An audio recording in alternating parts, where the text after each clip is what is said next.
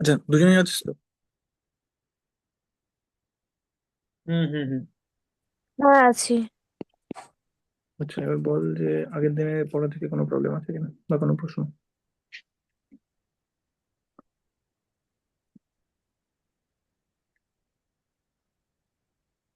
আমার আমার প্রশ্ন আমি মানে এ, পরে ভালো করে করবো ওখানে মানে একটু দেখে টেকে, ঠিক আছে? আচ্ছা, বেশ। কানিকে কোনো প্রশ্ন?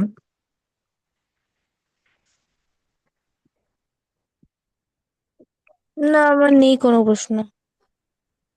আচ্ছা, বেশ। আহ, তানিশা, যে 4 নম্বর অঙ্কটা নিয়ে যেটা প্রবলেমটা বলছিলিস, আমি সেটা ডিসকাস করার আগে, মানে সেটা বলছি আমি। বাট তার আগে আমার মনে হলো যে এই রিভার্সিবল এন্ড ইরিভার্সিবল এক্সপ্যানশন এবং কম্প্রেশন, ওই দুটো আর একটু ভালো করে বলা দরকার। তো আমি সেইটা নিয়ে আরেকবার শুরু করছি আজকে।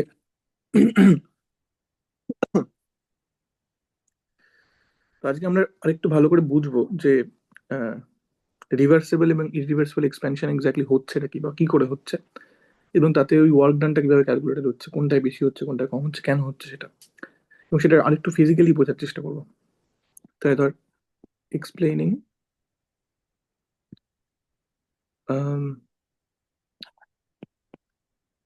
Reversible and irreversible.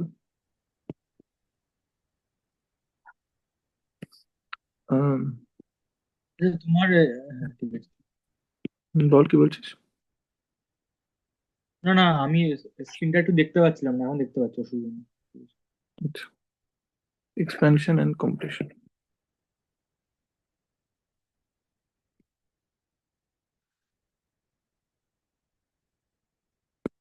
আচ্ছা, আমরা আরেকটু একটা ফিজিক্যাল উদাহরণ নিয়ে বোঝার চেষ্টা করি।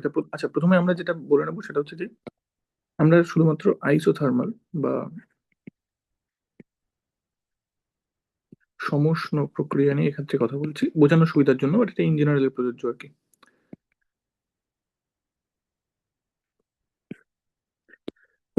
ধর প্রথমে আমরা ইরিভার্সিবল ব্যাপারটাকে বুঝছি। ইরিভার্সিবল এক্সপ্যানশন বা অপরাবর্ত সম্প্রসারণ। অপরাবর্ত সম্প্রসারণ।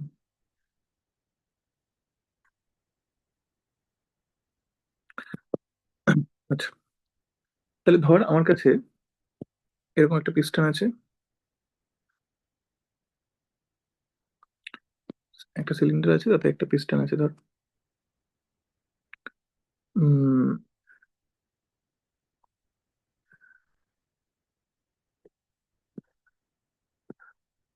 এখানে কিছুটা গ্যাস আছে। এবার ধর ইনিশিয়ালি এর প্রেশার হচ্ছে P1, আর এটার ভলিউম হচ্ছে V1। আমরা সুবিধার জন্য কিছু একটা ভ্যালু ধরে নিই আপাতত। যে ধর P1 ইকুয়ালস টু, ধরে ধরে নে 10 অ্যাটমসফিয়ার, আর ধর V1 ইকুয়ালস টু 5 লিটার। আর কিছুটা টেম্পারেচারও আছে। টেম্পারেচারটা আমরা ফিক্স রাখবো, কারণ আমরা আইসোথার্মালি প্রসেসটা করছি, সমষ্ণ প্রক্রিয়া প্রসেসটা করছি। এবার এখান থেকে আমরা উম, একটা স্টেপে ধর আমরা যেতে চাইছি উম, নতুন আরেকটা জায়গায় গ্যাসটা সম্প্রসারণ করবো আমরা।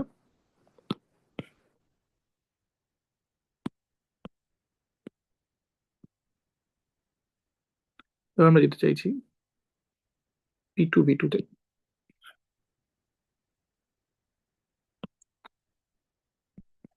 P2V2, আয়তন বেড়েছে সুতরাং সম্প্রসারণ হয়েছে। ধরে নিয়ে আবার বোঝার জন্য একটা সংখ্যা ধরে নেওয়া যাক। ধরি আমার ফাইনাল ভলিউম হচ্ছে, ফাইনাল ভলিউমটা আগে লিখছি আমি। এটার V2 হচ্ছে তোর উম, আচ্ছা, আগে প্রেশারটাই লিখছি। P2 হচ্ছে ধর 2 অ্যাটমসফিয়ার। তাহলে V2 কত হবে?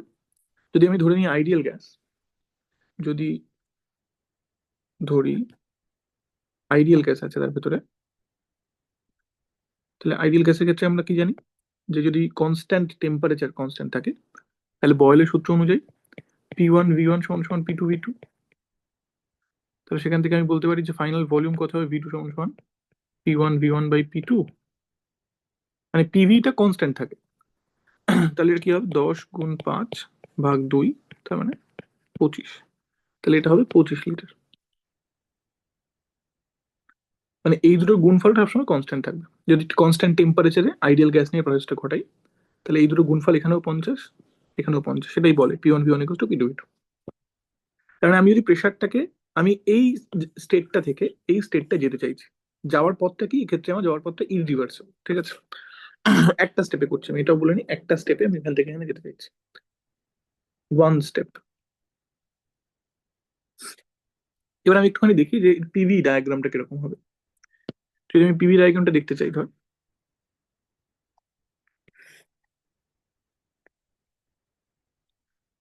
এটা পি, এটা ভি।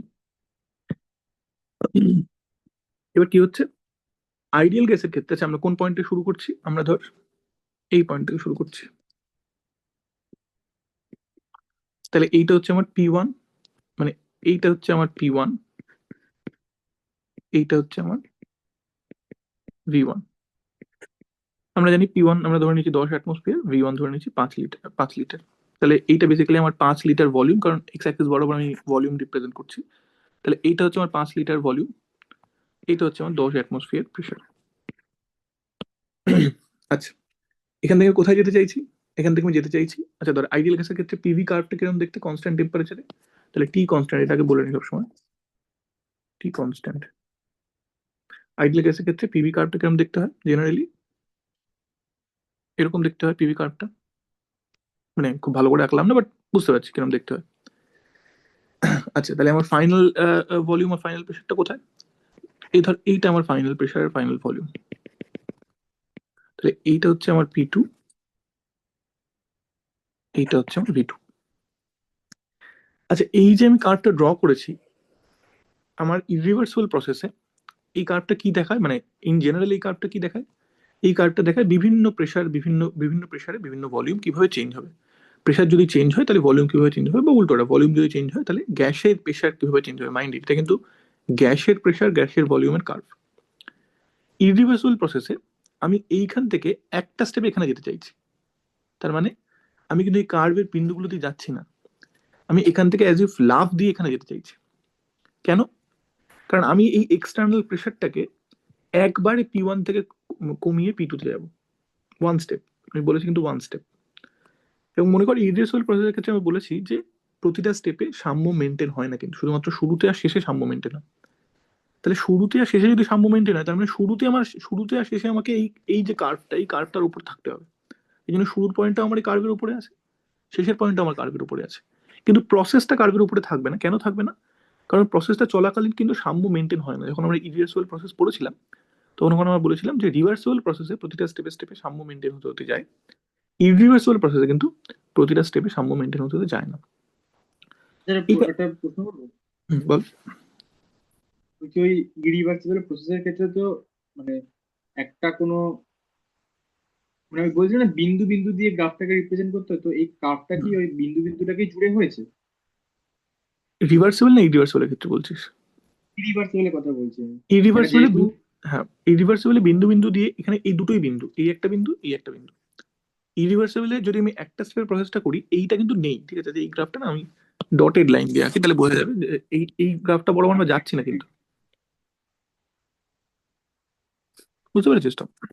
আমরা এই পয়েন্ট থেকে শুরু করেছি, আমরা এই পয়েন্ট থেকে শুরু করেছি, এই পয়েন্টে থেমেছি, ব্যাস। মাঝখানে কোনো স্টেপ আমরা করিনি, কিন্তু মাঝখানে কোনো সময় গ্যাসের প্রেশার বা আমাদের এক্সটার্নাল প্রেশার এই কার্ভের উপরে কোনো প্রেশারে থাকেনি। আমি এখান থেকে এই প্রেশার থেকে শুরু করেছি। আচ্ছা, এই পয়েন্টে সাম্য আছে, তার মানে কি? সাম্য আছে মানে গ্যাসের প্রেশার যা এক্সটার্নাল প্রেশারও তাই। এই পয়েন্টে সাম্য আছে মানে কি, বা এই পয়েন্টে সাম্য আছে মানে কি, গ্যাসের প্রেশার আর এক্সটার্নাল প্রেশার তাই, নইলে তো গ্যাসটা আরো এক্সপ্যান্ড করতো। তাহলে আমি একটা সাম্য থেকে আরেকটা সাম্যে গেছি, মাঝখানে কোথাও সাম্য মেনটেন করিনি আমি। তাহলে আমি এই একটা সাম্য যেখানে গ্যাসের প্রেশার P1, গ্যাসের ভলিউম V1 এবং এক্সটার্নাল প্রেশারও P1, নাহলে সাম্য থাকবে না। এখান থেকে আমি এখানে গেছি যেখানে গ্যাসের, দাঁড়া একটা মিনিট দাঁড়া। যেখানে গ্যাসের প্রেশার P2, গ্যাসের ভলিউম V2, এক্সটার্নাল প্রেশারও P2, তাহলে সাম্য মেনটেন হবে না। বুঝতে পারছিস না, বুঝতে পারছিস না? হুম হুম হুম। না বুঝতে পারলে বল। না, বুঝেছি। আচ্ছা, এটাকে কিভাবে বোঝা যেতে পারে, ফিজিক্যালি কিভাবে বোঝা যেতে পারে?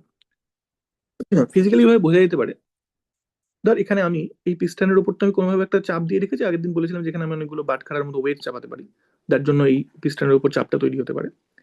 তাহলে ধর এই পয়েন্টে গ্যাসের প্রেশারও কিন্তু P1, বাই দ্য ওয়ে, গ্যাসের প্রেশারও P1, এই পয়েন্টে গ্যাসের প্রেশারও P2। আচ্ছা, এটা কিরকম করে বোঝা যেতে পারে, যে কি করে আমি প্রসেসটা করতে পারি, কি করে আমি এখান থেকে এখানে যেতে পারি? এটা কিরকম করে ভাব যে উম ছবি আঁকাটা আমার জন্য মুশকিল, বাট আমি বলেই বোঝাচ্ছি। ধর এর উপরে আমি অনেকটা জল রেখেছি, অনেকটা জল রেখেছি। এই জলটার ভরের জন্য বা জলটার ওয়েটের জন্য পিস্টনের উপর নিচের দিকে চাপ পড়ছে, আর গ্যাসের জন্য উপর দিকে চাপ পড়ছে। এবার এই জলটা আমি এই পরিমাণে নিয়েছি যাতে গ্যাসের প্রেশার P1 আছে 10 অ্যাটমসফিয়ার, আমার জলের জন্য, জলের ওজনের জন্য যে চাপটা পড়ছে সেটাও 10 অ্যাটমসফিয়ার। তাহলে এটা সাম্য। গ্যাসের প্রেশার যা, উপরে পিস্টনের উপরে যে ভরটা আমি রেখেছি তার ওজনও তাই, তাহলে সেম প্রেশার পড়ছে, তাহলে এখানে এটার সাম্য থাকবে। এটা বোঝা যাচ্ছে না, বোঝা যাচ্ছে না জলের উদাহরণটা? হুম হুম, বুঝেছি। তার নিচে বুঝতে পারছিস? বুঝতে পারছি। এইবার ধর আমি, মানে এটা কি করে একটা স্টেপে করব, এবার ধর আমি এখানে জলটা যেটা আছে, আমি ঝট করে একটা মগ দিয়ে অনেকটা জল তুলে নিলাম। যে মুহূর্তে অনেকটা জল তুলে নিলাম, এবার ধর যে পরিমাণ জল পড়ে আছে তার প্রেশার 2 অ্যাটমসফিয়ার, তার প্রেশার বলতে তার ওজন যতটা প্রেশার দিচ্ছে সেটা 2 অ্যাটমসফিয়ার। তাহলে আমি এখান থেকে জলটা তুলে নিয়েছি, অনেকটা জল তুলে নিয়েছি, একবারে একবারে মগ দিয়ে অনেকটা জল তুলে নিয়েছি। আগে উপরে যে পরিমাণ জল ছিল সেই জলের ওজনের জন্য যে প্রেশারটা তৈরি হচ্ছিল সেটা 10 অ্যাটমসফিয়ার, গ্যাসের প্রেশার ছিল 10 অ্যাটমসফিয়ার। এখন জলটা তুলে নেওয়ার পর যতটুকু জল পড়ে আছে তার ওজনের জন্য প্রেশার হচ্ছে 2 অ্যাটমসফিয়ার, গ্যাসের প্রেশার কিন্তু এখনো 10 অ্যাটমসফিয়ার। তাহলে এই দিকের প্রেশার 10 অ্যাটমসফিয়ার হয়ে গেছে, মগ দিয়ে জল তুলে নেওয়ার পর এই দিকে প্রেশার হচ্ছে 2 অ্যাটমসফিয়ার। তাহলে কি হবে, ঝপ করে গ্যাসটা এই পিস্টনটাকে ঠেলবে, ঠেলে এটাকে উপর দিকে নিয়ে চলে যাবে, কারণ নিচে প্রেশার 10 অ্যাটমসফিয়ার। যখন এই পিস্টনটা উপরে যাচ্ছে তখন কি হচ্ছে, গ্যাসের ভলিউম বাড়ছে। আচ্ছা, টেম্পারেচার আমি কনস্ট্যান্ট রেখেছি, যে কোনো ভাবে হোক টেম্পারেচার আমি কনস্ট্যান্ট রেখেছি। গ্যাসের ভলিউম বাড়ছে, গ্যাসের ভলিউম বাড়লে কি হবে, টেম্পারেচার কনস্ট্যান্ট আছে, গ্যাসের ভলিউম বাড়লে গ্যাসের প্রেশার কমবে। তার মানে গ্যাসটা পিস্টনটাকে উপর দিকে ঠেলছে, কারণ উপরের প্রেশার আছে 2 অ্যাটমসফিয়ার, নিচের প্রেশার আছে 10 অ্যাটমসফিয়ার। কতক্ষণ ঠেলবে, গ্যাসের ভলিউম বাড়ছে, প্রেশার কমছে। প্রেশার কমতে কমতে যেখানে গ্যাসের প্রেশার এই বাইরে জল তুলে নেওয়ার পর 2 অ্যাটমসফিয়ার প্রেশারের সাথে সমান হয়ে গেছে, যেটা এখানে, সেইখানে গিয়ে গ্যাসটা থেমে যাবে। কেন? কারণ সেখানে গিয়ে এবার এপাশেও 2 অ্যাটমসফিয়ার গ্যাসের প্রেশার, এপাশেও 2 অ্যাটমসফিয়ার গ্যাসের প্রেশার।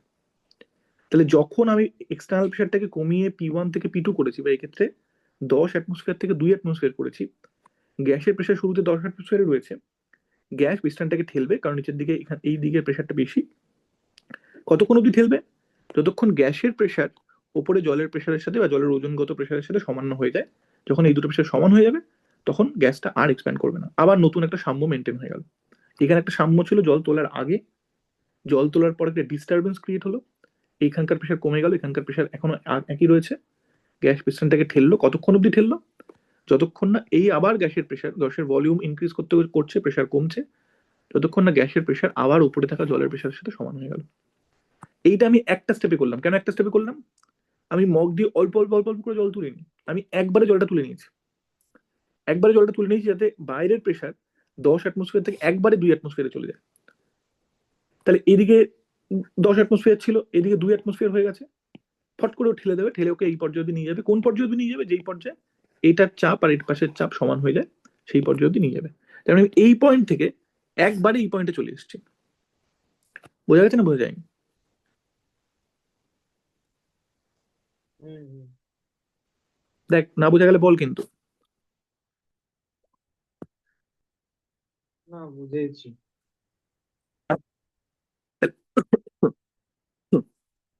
তাহলে এইখানে যদি আমি কার্য ক্যালকুলেট করতে চাই, আমি আপাতত কার্যের সাইন নিয়ে ভাবছি না, মানে মাইনাস না প্লাস সেটা নিয়ে ভাবছি না, আপাতত আমি ভাবছি কার্য যদি ক্যালকুলেট করতে চাই, তাহলে কার্য আমার সবসময় হয় এক্সটার্নাল প্রেশার গুণ ভলিউমের চেঞ্জ। আচ্ছা, আমি তো ভলিউমের কোনো চেঞ্জ হচ্ছিল না প্রথমে।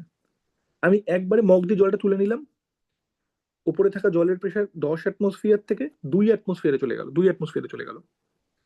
তাহলে গ্যাস যে পিস্টনটাকে ঠেললো সেটা কোন প্রেশারের বিরুদ্ধে ঠেললো? 10 অ্যাটমসফিয়ারের বিরুদ্ধে ঠেললো নাকি 2 অ্যাটমসফিয়ারের বিরুদ্ধে ঠেললো? যখন 10 অ্যাটমসফিয়ার ছিল বাইরের প্রেশার, তখন তো গ্যাস ঠেলছিল না পিস্টনটাকে, কারণ গ্যাসের প্রেশারে 10 অ্যাটমসফিয়ার ছিল। যখন 2 অ্যাটমসফিয়ার একবারে আমি করে দিলাম, তখন গ্যাস পিস্টনটাকে ঠেললো। তাহলে গ্যাস কিন্তু 2 অ্যাটমসফিয়ার চাপের বিরুদ্ধে কাজ করলো, 10 অ্যাটমসফিয়ার চাপের বিরুদ্ধে নয়। আচ্ছা, 2 অ্যাটমসফিয়ার চাপ কোনটা আছে? এইটা 2 অ্যাটমসফিয়ার চাপ কিন্তু। তাহলে এই 2 অ্যাটমসফিয়ার চাপের বিরুদ্ধে গ্যাস কাজ করলো। যদি আমি এরকম করে দেখাতে চাই যে ওয়ার্ক ডান কত হবে, তাহলে ওয়ার্ক ডান হবে minus P external V2 minus V1। যদি আমি আমার মানগুলো বসাই তাহলে কি হবে? কোন এক্সটার্নাল প্রেশারের বিরুদ্ধে গ্যাস কাজ করলো? এই প্রেশারের বিরুদ্ধে না এই প্রেশারের বিরুদ্ধে? এই প্রেশারের বিরুদ্ধে কিন্তু। তাহলে সেটা কি হবে? Minus P2 V2 minus V1। তার মানে কি হয়ে যাবে যদি আমি ভ্যালুগুলো বসাই? -2, V2 ছিল আমার 25 লিটার, V1 আছে আমার 5 লিটার, তাহলে এটা হয়ে যাবে লিটার অ্যাটমসফিয়ার। এটা কত হবে? 20 গুণ 2 -40 লিটার অ্যাটমসফিয়ার। আচ্ছা, আমি যদি গ্রাফে দেখাতে চাই এটা কোন কোন এরিয়াটা, গ্রাফে এইটা আমার 2 অ্যাটমসফিয়ারের লাইন, ঠিক আছে? তাহলে এই এই এই লেন্থটা হচ্ছে আমার 2 অ্যাটমসফিয়ার, বা বা এরকম করে বললে ভালো, এই হাইটটা আমার 2 অ্যাটমসফিয়ার বেসিক্যালি, কারণ পিটা আমি ওয়াই অ্যাক্সিস বরাবর রিপ্রেজেন্ট করছি। তাহলে এই 2 অ্যাটমসফিয়ার গুণ 20 লিটার, কোনটা 20 লিটার? এইটা 5 লিটার, এইটা 25 লিটার, তাহলে এইটুকু হচ্ছে আমার 20 লিটার। তাহলে এই হাইটটা 2 অ্যাটমসফিয়ার, এই এই লেন্থটা 20 লিটার। তাহলে আমার ওয়ার্ক ডান কি হচ্ছে? এই আয়তক্ষেত্রের এরিয়া।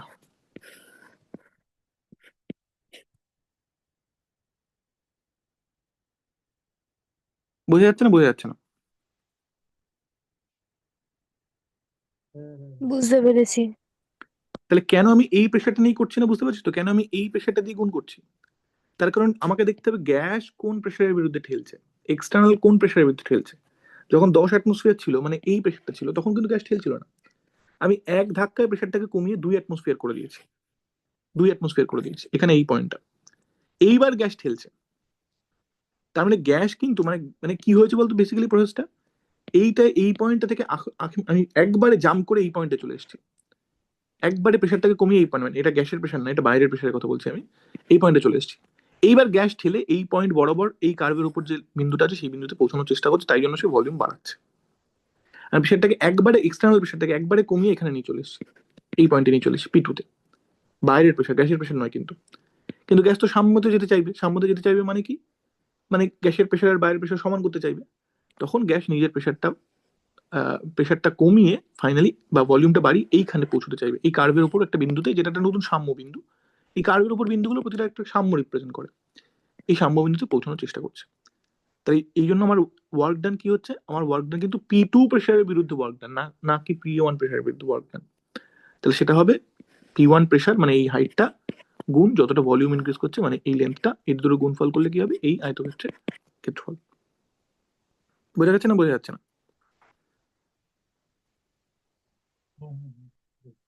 বুঝতে পেরেছি। বেশ, এবার এটাকে আমি যদি দুটো স্টেপে করি কি হবে একটু ভাবার চেষ্টা করি।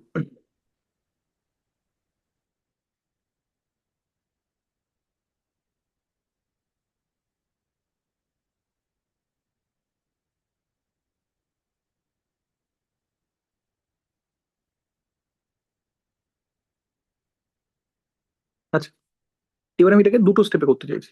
হ্যাঁ, এটা তো আমি একটা স্টেপে করলাম, স্টিল ইরিভার্সিবল, কিন্তু আমি দুটো স্টেপে ভেঙে করব। তাহলে এটা তো 2 স্টেপ। তাহলে এবার আমি শুরুতে, আচ্ছা আমার যেখান থেকে আমি শুরু করেছিলাম সেখানেই যাবো কিন্তু, ঠিক আছে? শুধু মাঝখানে একটা স্টেপ অ্যাড করবো। তাহলে এখানে তো শুরুতে আমি again 10 atmosphere 5 atmosphere 10 atmosphere 5 litre থেকে আমি যাবো হচ্ছে, যেটাকে একটু সরিয়ে দিই,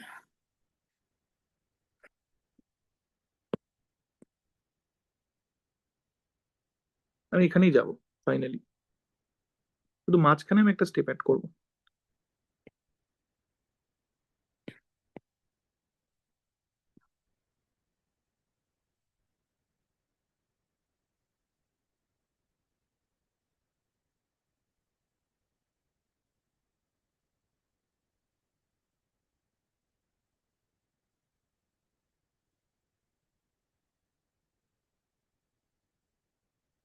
তাহলে এখানেও টেম্পারেচার টি আছে।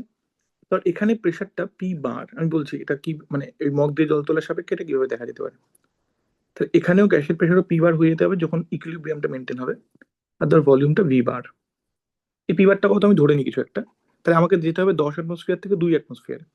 আমি মাঝখানে একটা স্টেপ অ্যাড করছি, ধর ধর আমার মাঝখানে স্টেপের প্রেশার হচ্ছে আম, কত ধরা যায়, ধর 6 অ্যাটমসফিয়ার, আচ্ছা ধর 5 অ্যাটমসফিয়ার। তাহলে ভি বার কত হবে আমি জানি, যে যেহেতু কনস্ট্যান্ট টেম্পারেচার রয়েছে, তাহলে পিভির গুণফলটা সবসময় সমান হতে হবে। তাহলে পিভির গুণফলটা এখানেও দেখ 50, এখানেও ধর 50। তাহলে এখানে যদি প্রেশার 5 অ্যাটমসফিয়ার হয়, দেখবি ভলিউম ক্যালকুলেট করলে দাঁড়াবে 10 লিটার। এটা হবে ভলিউম। আচ্ছা, আমি বুঝি তাহলে কিভাবে করছি কাজটা আমি। এখানে শুরুতে প্রেশার ছিল, গ্যাসের প্রেশার ছিল 10 অ্যাটমসফিয়ার, বাইরের প্রেশার ছিল 10 অ্যাটমসফিয়ার, গ্যাসের ভলিউম ছিল 5 লিটার, কোনো সমস্যা নেই। আগের বার আমি এখান থেকে 1 মগ জল তুলে এখানে গ্যাসের মানে ওপরে জলের চাপটাকে 10 অ্যাটমসফিয়ার থেকে বাড়িয়ে 2 অ্যাটমসফিয়ার করে দিয়েছিলাম। এবার আমি তা করবো না। এবার আমি মগ দিয়ে 1 মগ জল না তুলে প্রথমে হাফ মগ জল তুললাম। হাফ মগ জাস্ট কথা কথা বলছি, মানে পুরো মগ না, একটুখানি কম, যাতে ওপরের জলের প্রেশারটা 10 অ্যাটমসফিয়ার থেকে কমে একেবারে 2 অ্যাটমসফিয়ার না হয়, 10 অ্যাটমসফিয়ার থেকে কমে 5 অ্যাটমসফিয়ার হলো। প্রসেসটা কি হবে তাহলে, গ্যাসের ভেতরের প্রেশার 10 অ্যাটমসফিয়ার, বাইরে 10 ছিল, আমি মগ দিয়ে সামান্য জল তুললাম, সেটাকে কমিয়ে 2 করে দিলাম, সরি সরি সরি 5 করে দিলাম, 5 করে দিলাম। যেই মুহূর্তে আমি 5 করে দিলাম, সেই মুহূর্তে গ্যাসের প্রেশার বেশি, বাইরের প্রেশার কম, গ্যাস ঝপ করে ঠেলবে এটাকে, ঠেললে গ্যাসের ভলিউম বাড়বে, ভলিউম বাড়লে গ্যাসের প্রেশার কমবে। কোথায় গিয়ে গ্যাসটা থামবে, গ্যাসটা সেখানে গিয়ে থামবে যখন গ্যাসের প্রেশারও 5 অ্যাটমসফিয়ার হয়ে যাবে, তখন একটা নতুন সাম্য মেনটেন হবে। তাহলে আমার ফার্স্ট স্টেপটা ক্ষেত্রে কি, ফার্স্ট স্টেপটা আমার এক্ষেত্রে মানে আমি যদি সংখ্যার সাপেক্ষে বলি, বাইরের প্রেশার 10 থেকে কমে 5 হলো, গ্যাসের প্রেশার 10 রয়েছে, গ্যাস এটাকে ঠেলবে, পিস্টনটাকে ঠেলে চলে যাবে, ও নিজের প্রেশারও যেখানে 5 অ্যাটমসফিয়ার হয়ে যাবে, তখন এই দুটো প্রেশার সমান হয়ে যাবে এবং পিস্টনটা থেমে যাবে। এটা মানে একটা স্টেপ হলো। এইবার এর প্রেশার 5 অ্যাটমসফিয়ার, গ্যাসের প্রেশার 5 অ্যাটমসফিয়ার, মেনটেন আছে, কোনো সমস্যা নেই। আমাকে যেতে হবে 2 অ্যাটমসফিয়ার এক্সটার্নাল প্রেশারে। আমি আবার মগ দিয়ে সামান্য একটু জল তুললাম, তুলে বাইরের প্রেশারটাকে আমি কমিয়ে 5 অ্যাটমসফিয়ার থেকে 2 অ্যাটমসফিয়ার করে দিলাম। আবার একই জিনিস করলো, 2 অ্যাটমসফিয়ারে চলে গেল, গ্যাসের প্রেশার এখনো আছে 5 অ্যাটমসফিয়ার, বাইরের প্রেশার 2 অ্যাটমসফিয়ার হয়ে গেছে জল তোলার ফলে। ঝপ করে গ্যাস পিস্টনটাকে ঠেলবে, কতক্ষণ ঠেলবে, যখন যতক্ষণ না গ্যাসের প্রেশারও 2 অ্যাটমসফিয়ার হয়ে যাবে, নতুন সাম্য চলে আসবে, এখানেও 2 অ্যাটমসফিয়ার, এখানেও 2 অ্যাটমসফিয়ার, আর পিস্টন নড়বে না। তাহলে আগে আমি যদি যতটা জল তুলছিলাম, ধর আগে আমি 5 কেজি জল তুলছিলাম প্রেশারটা চেঞ্জ করার জন্য, এবারও আমি টোটাল 5 কেজি জলই তুললাম, কিন্তু প্রথমে ধর 3 কেজি তুললাম, তারপরে 2 কেজি তুললাম, এরম ভাবে দুটো স্টেপে ভেঙে করলাম। আগে জলটাকে আমি পুরো জলটাকে একবারে তুলে নিচ্ছিলাম, এবারে পুরো জলটাকে আমি দুবারে ভেঙে তুললাম সামান্য করে। স্টিল ব্যাপারটা ইরিভার্সিবল, কিন্তু আমি জলটা একবারেই তুলছি, কিন্তু মানে একবারে তুলছি মানে আমি অনেকটা জল একবারে তুলে দিচ্ছি, কিন্তু কিন্তু দুবারে ভেঙে করছি, প্রথমে এখান থেকে এখানে, তারপরে এখান থেকে এখানে। আচ্ছা, কার্ভে দেখতে ব্যাপারটা কিরকম দেখতে হবে যদি আমি ভাবার চেষ্টা করি।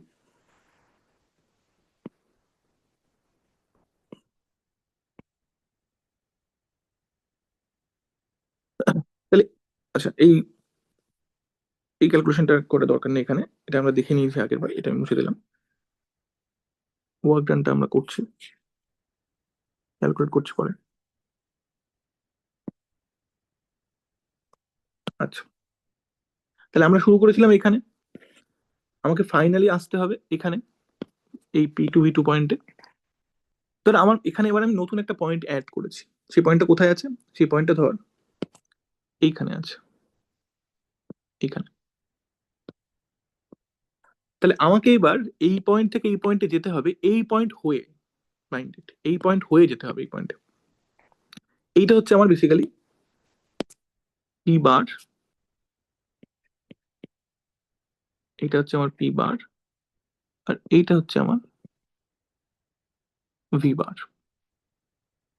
আবারও আমি কি এই গ্রাফ বরাবর যাব না, আমি তো ইরিভার্সিবলি করছি। আমার প্রথমে প্রেশার ছিল P1, এক্সটার্নাল প্রেশার, গ্যাসের প্রেশারও P1 ছিল, আমি এক্সটার্নাল প্রেশারটাকে ঝট করে কমিয়ে পি বার করে দিয়েছি। তাহলে গ্যাস ততক্ষণ যা মুভ করবে, ততক্ষণ ভলিউম বাড়াবে, গ্যাসের ভলিউমটা ততক্ষণ বাড়বে যতক্ষণ না গ্যাসের ভলিউম, গ্যাসের প্রেশারটাও পি বার হয়ে যাবে। তাহলে আগের বার যেমন আমি এই পয়েন্ট থেকে এই পয়েন্টে একটা স্টেপে যাচ্ছিলাম, এবার আমি এই পয়েন্ট থেকে এই পয়েন্টে একটা স্টেপে যাবো, এই পয়েন্ট থেকে এই পয়েন্টে একটা স্টেপে যাবো। তাহলে আবার যদি আমি দুটো স্টেপে কার্য ক্যালকুলেট করি, কি হবে? তাহলে প্রথম স্টেপে কার্য, সেটাকে যদি W1 বলি, সেটা কি হবে? সেটা হয়ে যাবে এক্সটার্নাল প্রেশারের বিরুদ্ধে কাজ করতে হবে কিন্তু। তাহলে ফর্মুলা আবার P external V final minus V initial. তাহলে যদি ভাবি এক্ষেত্রে আমার ফর্মুলাটা P এক্সটার্নাল জায়গায় কি বসবে? গ্যাস প্রথম স্টেপে কত প্রেশারের বিরুদ্ধে কাজ করছে? এই প্রেশারের বিরুদ্ধে না এই প্রেশারের বিরুদ্ধে? অবশ্যই জল তুলে নেওয়ার পর কার্যটা হচ্ছে, জল তুলে নেওয়ার পর প্রথম স্টেপে প্রেশারটা P বারে নেমে গেছিল, তাহলে গ্যাস P বার প্রেশারের বিরুদ্ধে প্রথম স্টেপে কাজ করছে। তাহলে মাইনাস P বার ভাগ ভি ফাইনাল কত আছে? ভি বার। ভি ইনিশিয়াল কত আছে? V1। তাহলে ভ্যালুগুলো আমি বসাই। পি বার কত ছিল? 5। ভি বার কত ছিল? 10 মাইনাস V1 ছিল 5 লিটার অ্যাটমসফিয়ার, সেটা কত দাঁড়াবে? Minus 25 litre atmosphere. এটা বোঝা যাচ্ছে তো না বোঝা যাচ্ছে না?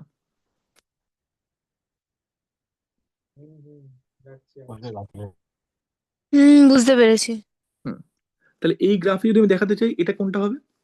এটা হবে পি বার প্রেশারটা হচ্ছে এই হাইটটা, ভি বার মাইনাস V1 হচ্ছে এই লেন্থটা, তাহলে এই লেন্থটা গুণ এই হাইটটা, তাহলে সেটা কোনটা হবে? সেটা হয়ে যাবে এই এরিয়াটা, এই আয়তক্ষেত্রের এরিয়াটা হয়ে যাবে আমার পি বার গুণ ভি বার মাইনাস V1। এইটা হচ্ছে পি বার, এই হাইটটা, এইটা হচ্ছে ভি বার মাইনাস V1। তাহলে এই ক্ষেত্রফলটা হয়ে যাবে। সেকেন্ড স্টেপে কি হচ্ছে? সেকেন্ড স্টেপে আমি প্রেশারটাকে কমিয়ে একেবারে একেবারে পি বার থেকে নিয়ে যাচ্ছি P2 তে। তাহলে গ্যাস এবার এবার তখন এবং P2 তে নিয়ে যাওয়ার পর গ্যাসটা এক্সপ্যান্ড করছে, তাহলে গ্যাস কত এক্সটার্নাল প্রেশারের বিরুদ্ধে কাজ করছে? P2 এক্সটার্নাল প্রেশারের বিরুদ্ধে কাজ করছে কিন্তু। তাহলে তখন কি হয়ে যাবে? W2 ইকুয়ালস টু আবার একই ফর্মুলা বসাবো, P external minus V final minus V initial. এই স্টেপের জন্য আমার P এক্সটার্নাল কি হচ্ছে? এই স্টেপের জন্য P এক্সটার্নাল হচ্ছে আমার P2। P2 এক্সটার্নাল প্রেশারের বিরুদ্ধে কাজ করছে। এই স্টেপের জন্য ফাইনাল ভলিউম কি? V2। এই স্টেপের জন্য ইনিশিয়াল ভলিউম কি? V বার। তাহলে গ্যাস P2 এক্সটার্নাল প্রেশারের বিরুদ্ধে V বার ভলিউম থেকে V2 ভলিউমে যাচ্ছে। আবার ভ্যালুগুলো বসাই আমি। P2 হচ্ছে আমার 5, সরি P2 হচ্ছে 2, V2 হচ্ছে আমার 25, V বার হচ্ছে আমার 10 লিটার অ্যাটমসফিয়ার। কত হবে করলে? Minus 30 litre atmosphere. তাহলে এই এরিয়াটা গ্রাফে কোন এরিয়াটা হবে যদি ভালো করে বোঝার চেষ্টা করি? P2 প্রেশারের বিরুদ্ধে কাজ হচ্ছে, কতটা volume change? V2 minus V বার। P2 কোন হাইটটা? P2 এই হাইটটা। আর V2 মাইনাস V বার কোনটা? V2 মাইনাস V বার এই লেন্থটা। এটা V2, এটা V বার, তাহলে V2 মাইনাস V বার হচ্ছে এই মাঝখানের লেন্থটা। তাহলে এই এরিয়াটা কোন এরিয়াটা হবে? এটা P2, এই এরিয়াটা হবে কিন্তু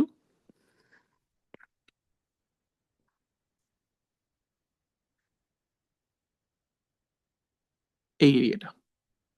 তাহলে এইটা হচ্ছে V2 মাইনাস V বার, এইটা হচ্ছে P2, এদের গুণফল হবে এই এরিয়াটা।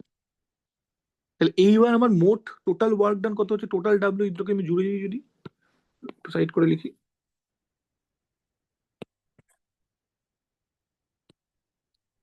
তাহলে টোটাল W কত হচ্ছে? W1 প্লাস W2, সেটা হচ্ছে minus 25 plus minus 30 litre atmosphere, তাহলে মাইনাস 55 লিটার অ্যাটমসফিয়ার। সেই এরিয়াটা টোটাল এরিয়াটা কতটা? টোটাল এরিয়াটা কিন্তু এই পুরো এরিয়াটা। বোঝা যাচ্ছে না বোঝা যাচ্ছে না?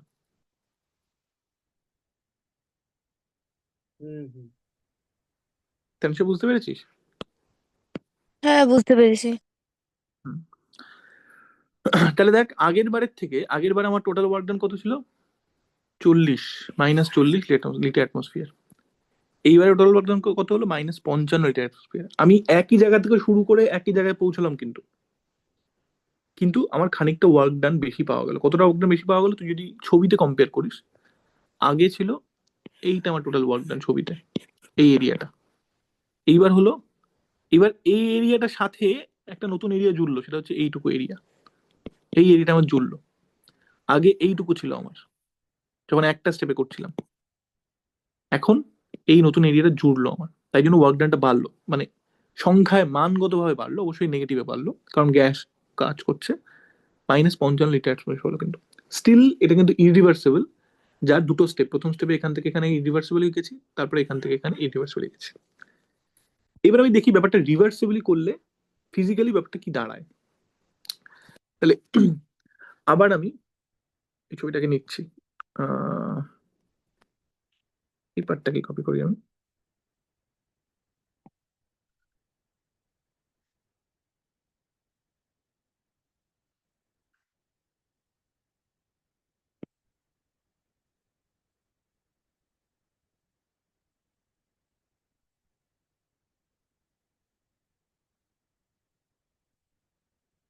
দেখা যাক রিভার্সিবলি করলে ব্যাপারটা কি দাঁড়ায়। তাহলে এটা হচ্ছে রিভার্সিবল এক্সপ্যানশন বা পরাবর্ত সম্প্রসারণ। পরাবর্ত সম্প্রসারণ।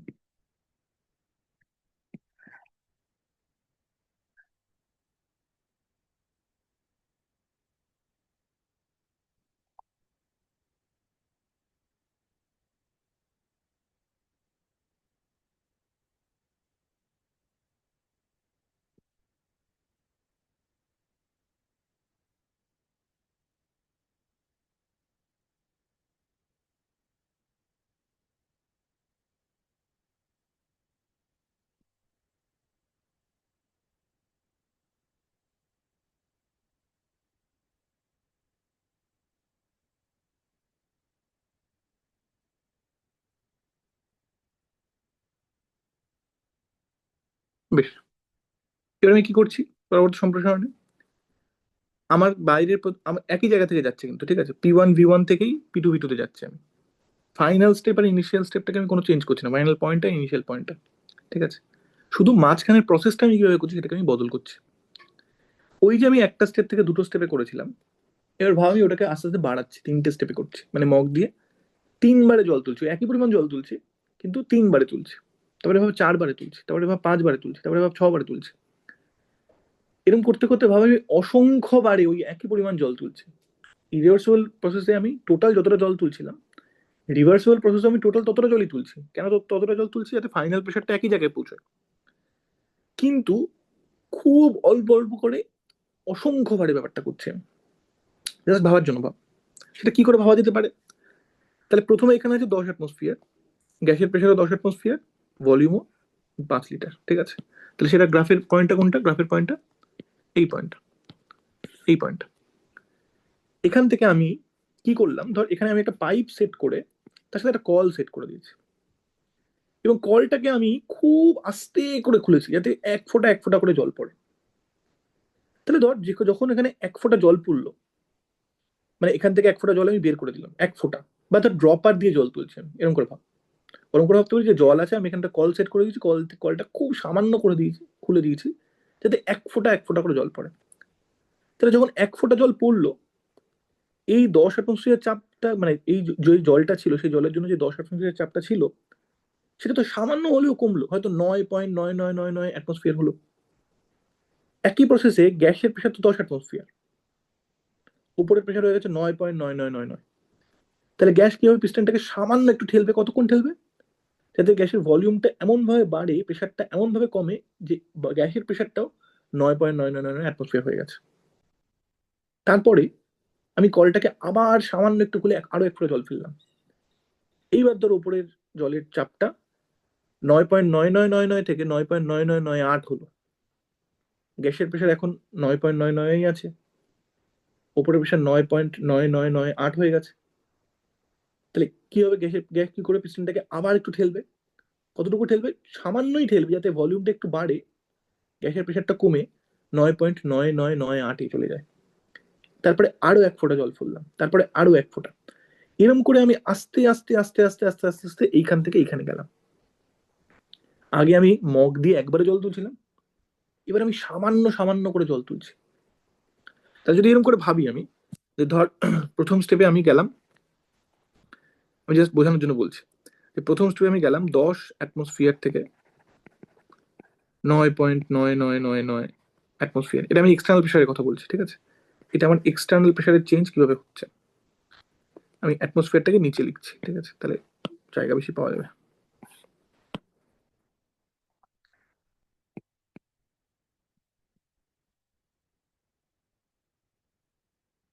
তাহলে গ্যাসও সেখানে গিয়ে থামবে, নতুন ইকুইলিব্রিয়াম অ্যাটেন হবে, যেখানে গ্যাসের প্রেশারও 9.9999, এক্সটার্নাল প্রেশারও 9.999। তারপরে স্টেপে আমি 9.9998-এ গিয়ে থামবো। এক ফোঁটা জল তুলে নেবো, যাতে গ্যাসটার চাপটা বেশি, সামান্য বেশি হয়। গ্যাস আবার পিস্টন থেকে ঠেলবে, গ্যাসের চাপও যেখানে 9.9998 হয়ে যাবে, সেখানে গিয়ে থেমে যাবে। তারপরের প্রেশারে, তারপরের স্টেপে আমি ওটাকে 9.9997-এ গিয়ে থামাবো। এবং এরকম করতে করতে করতে করতে করতে করতে আমি ফাইনালি কোথায় যাব? 2 অ্যাটমসফিয়ারে যাবো। তাহলে আমি খুব সামান্য সামান্য করে জল তুলছি, এক ফোঁটা এক ফোঁটা করে। তার জন্য সামান্য সামান্য প্রেশার চেঞ্জ হচ্ছে, তার জন্য সামান্য সামান্য ভলিউম চেঞ্জ হচ্ছে, গ্যাসের ভলিউমটা বাড়ছে। আচ্ছা, এবার যদি আমি ভাবি, তাহলে আচ্ছা, তাহলে তাহলে ওইখানে ওই পয়েন্টগুলো, ওই ইন্টারমিডিয়েট যে পয়েন্টগুলো, মাঝের যে পয়েন্টগুলো, যেটা ইরিভার্সাল প্রসেসে মাঝের আমি একটা পয়েন্ট নিয়েছিলাম, সেটা এখানে ছিল। তাহলে আমি যদি ভাবি এই মাঝের পয়েন্টগুলো এখানে কোথায় থাকবে,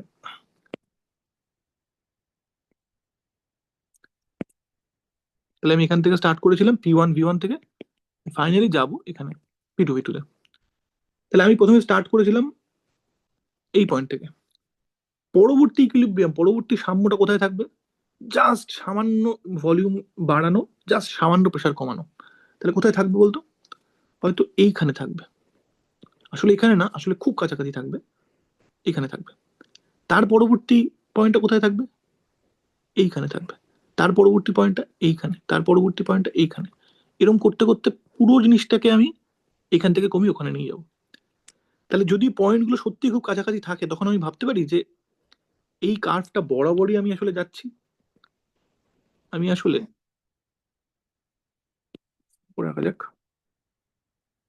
আমি আসলে এই কার্ভটা বরাবরই যাচ্ছি। এটা বোঝা যাচ্ছে না? বোঝা যাচ্ছে না যে আমি কিভাবে প্রেশারটাকে আস্তে আস্তে চেঞ্জ করছি, যাতে প্রতিটা স্টেপে খুব সামান্য প্রেশার চেঞ্জ হয় এবং নতুন করে সাম্য মেনটেন হয়। আবার সামান্য প্রেশার চেঞ্জ হয়, আবার নতুন করে সাম্য মেনটেন হচ্ছে, আবার সামান্য প্রেশার চেঞ্জ হয়, আবার নতুন করে সাম্য মেনটেন হচ্ছে। এটা বোঝা যাচ্ছে না? বোঝা যাচ্ছে না? বুঝতে পেরেছি। আকাশ, বুঝতে পেরেছিস? আকাশ? হ্যাঁ, বুঝতে পারছি। হুম। তাহলে এবার যদি আমি ভাবি যে ওয়ার্ক ডান কতটা হবে আমার, এইভাবে যদি যাই, তাহলে ওয়ার্ক ডান কতটা হবে? তাহলে ভাব, প্রথম স্টেপে ওয়ার্ক ডান কতটা হচ্ছিল এক্সটার্নাল প্রেশারের সাপেক্ষে দেখতে হবে। কিন্তু প্রথম স্টেপে এক্সটার্নাল প্রেশার হয়ে গেছিল এইটা, তার সাপেক্ষে ওয়ার্ক ডান হচ্ছিল 9.99। সেটা কোথায় থাকবে? এইটা আমার 10 অ্যাটমসফিয়ার প্রেশার, এইটা আমার 10 অ্যাটমসফিয়ার প্রেশার। তাহলে 9.99 কোথায় থাকবে? একদম এখানেই থাকবে অলমোস্ট। আর ভলিউম চেঞ্জ কতটুকু হবে? খুব সামান্য ভলিউম চেঞ্জ হবে। তাহলে প্রথম স্টেপে আমার ওয়ার্ক ডান হবে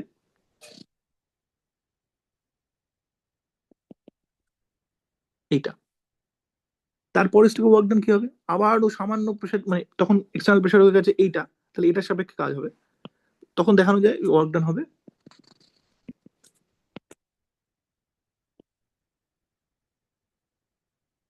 এইটা। তারপরে স্টেপে ওয়ার্ক ডান কি হবে? তারপরে স্টেপে ওয়ার্ক ডান দেখবি হবে এইটা, আমার এক্সটার্নাল প্রেশার হবে 9.9997, আর ভলিউম চেঞ্জ এইটুকু হবে, তো ওয়ার্ক ডান হবে এই এরিয়াটা। এরকম করে করে যদি আমি যেতে থাকি, তাহলে পুরো স্টেপে ওয়ার্ক ডান কতটা হবে? পুরো স্টেপে ওয়ার্ক ডান কিন্তু হবে, আমি এটা দিয়ে দেখাই,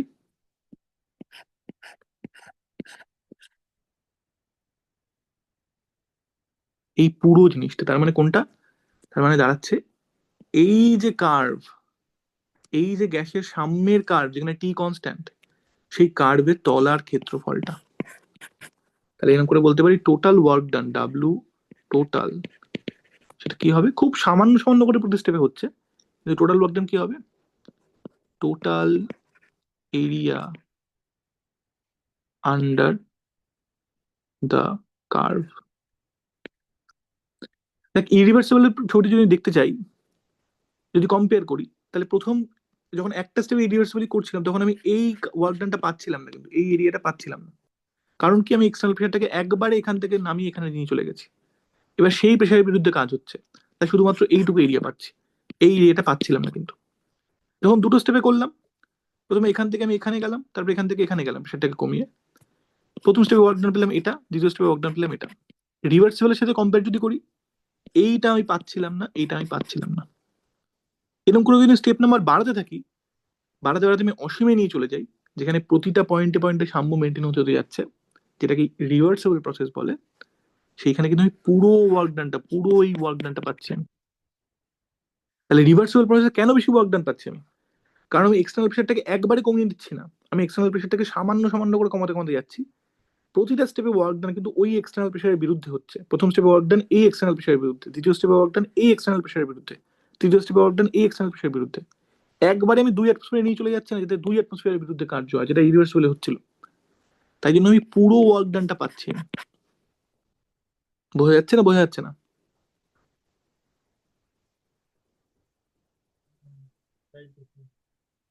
বুঝতে পেরেছি। তাহলে এইটাকে এরকম করে ভাবা যেতে পারে যে মগ দিয়ে জলটা, মগ দিয়ে জল তুলে নেওয়া, আর এক ফোঁটা এক ফোঁটা করে জল তুলে নেওয়া, যাতে চাপটা আস্তে আস্তে কমে। তাহলে যদি আমি ওয়ার্ক ডানের পিকচার গুলোকে কম্পেয়ার করি, যদি ওয়ার্ক ডান, আচ্ছা এই পেপারটা থাকবে না এখানে, যদি ওয়ার্ক ডানের পিকচার গুলোকে আমি কম্পেয়ার করি, এটা আমার রিভার্সিবলের জন্য হচ্ছিল।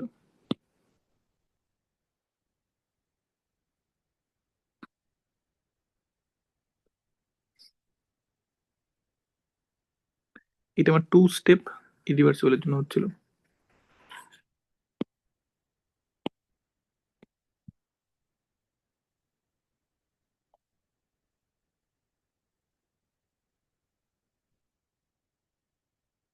এটা আমার 1 স্টেপ ইরিভার্সিবলের জন্য হচ্ছিল।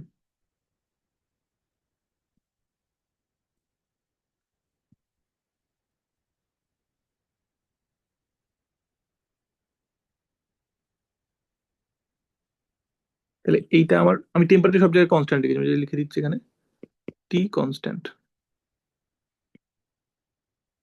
তাহলে এইটা আমার, মিস্টার নিচে দিকে মুভ করে দিই।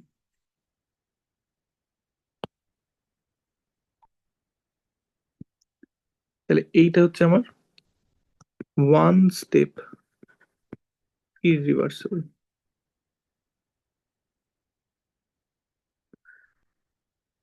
এইটা হচ্ছে আমার 2 স্টেপ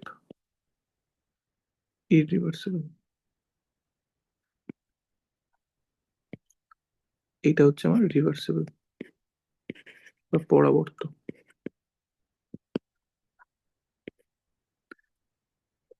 তাহলে দেখ, এটা বুঝতে পারছি যে যতক্ষণ প্রসেসটা ইরিভার্সিবল থাকবে, কিন্তু স্টেপ নাম্বার বাড়াতে বাড়াতে যাব আমি, তত আমার কার্যের মান, আমি সাইন নিয়ে কথা বলছি না, আপাতত মান, কার্যের মান বা এই এরিয়া আন্ডার দ্য কার্ভটা বাড়তে থাকবে। আর যখন আমি এই স্টেপটাকে বাড়াতে বাড়াতে অসীমে নিয়ে চলে যাব, অর্থাৎ প্রসেসটা রিভার্সিবল হয়ে যাবে, অসংখ্য স্টেপের প্রসেসটা করছি, তখন আমার এরিয়াটা হয়ে যাবে এই কার্ভের তলার পুরো এরিয়াটা। তাহলে যত স্টেপ নাম্বার বাড়াবো, এক্সপ্যানশন করছে আইডিয়াল গ্যাসের ক্ষেত্রে, যত স্টেপ নাম্বার বাড়াবো তত আমার কার্যের মানটা বাড়ছে। এবং যখন স্টেপ সংখ্যা অসংখ্য অসীম হয়ে যাচ্ছে, অর্থাৎ প্রতিটা স্টেপে স্টেপে ইকুইলিব্রিয়াম মেনটেন হতে যাচ্ছে, সাম্য মেনটেন হতে যাচ্ছে, তখন আমার কার্যের মান সব থেকে বেশি হচ্ছে। তাহলে যদি এরকম করে বলি যে ডাব্লুর মান, ঠিক আছে, এই এই দিক থেকে এদিকে গেলে ডাব্লুর মান বাড়ছে, এবং ডাব্লুর ম্যাক্সিমাম মান কত, ডাব্লু এর বা কার্যের সর্বাধিক মান কত,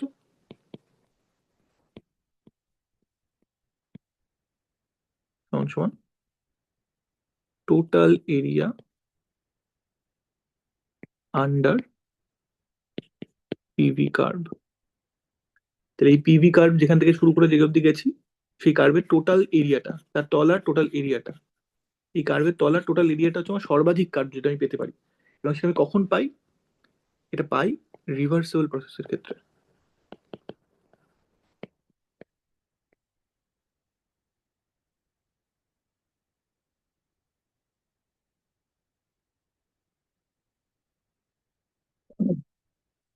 তাহলে এখান থেকে আমি বলতে পারি, আচ্ছা এইখানে যেহেতু এক্সপ্যানশন হচ্ছে, যেহেতু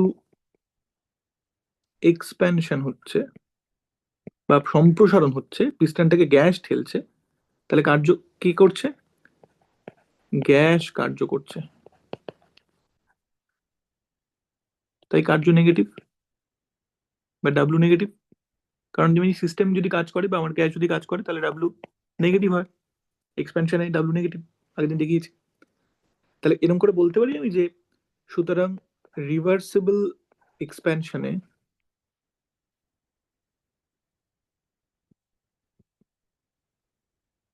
কার্যের মান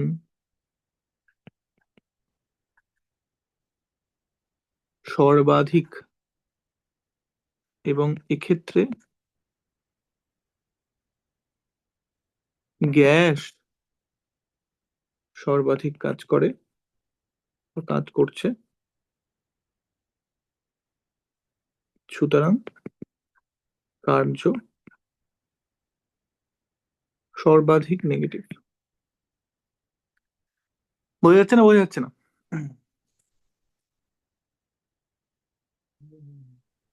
দেখ, না বুঝতে পারলে বল কিন্তু।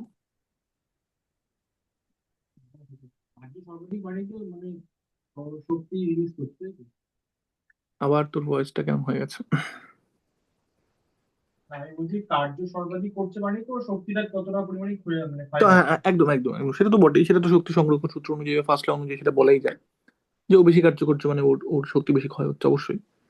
কিন্তু মোদ্দা কথা হচ্ছে রিভার্সিবলি যদি আমি এক্সপ্যানশনটা করি, সম্প্রসারণ যদি রিভার্সিবলি করি, তাহলে কার্য সর্বাধিক নেগেটিভ হবে। পরিষ্কার না? পরিষ্কার না? তানিশা, পরিষ্কার? বুঝতে পেরেছি। হুম। এবার আমি একটু ইরিভার্সিবলি দেখি ব্যাপারটাকে। সরি সরি, এবার আমি কম্প্রেশন দেখবো। আমি এবার কম্প্রেশনের বাংলা কি ছিল? সম্প্রসারণ, ওটা সংকোচন। সংকোচন, আমি এবার সংকোচন দেখবো, ঠিক আছে? আমি এতটা ডিটেলে দেখবো না, আমি মোটামুটি ব্যাপারটা বুঝে গেছি। আমি এবার এই কার্ডগুলো এই কার্ডগুলো নিয়ে শুধু দেখবো। আমি জাস্ট উল্টো প্রসেসটা করবো এবার। আমি আগে আমি প্রেশার কমাচ্ছিলাম, এক্সটার্নাল প্রেশার কমাচ্ছিলাম, ভলিউম, গ্যাসের ভলিউম তাই বাড়ছিল। এবার আমি উল্টোটা করব, এবার আমি কম্প্রেশন করব।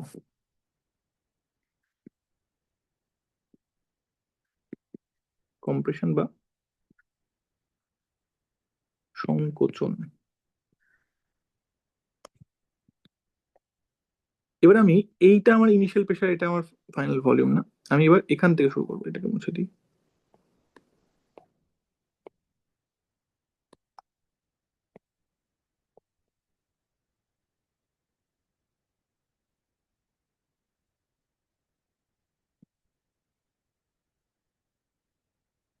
তো থাকুক।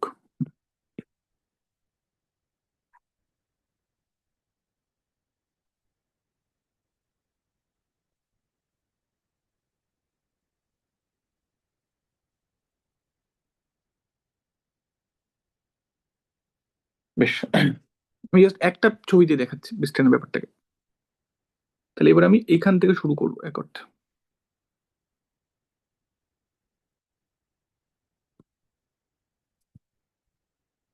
আমি এখান থেকে শুরু করব, আমাকে যেতে হবে এখানে।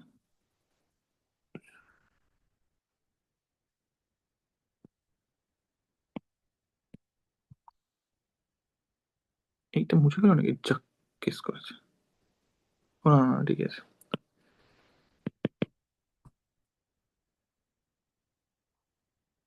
আমাকে যেতে হবে এইখানে।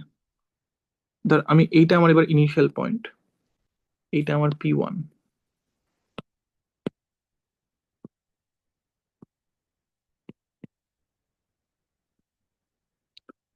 এইটা আমার P1, গ্যাসের প্রেশার P1। P1 হচ্ছে আমার 2 অ্যাটমসফিয়ার,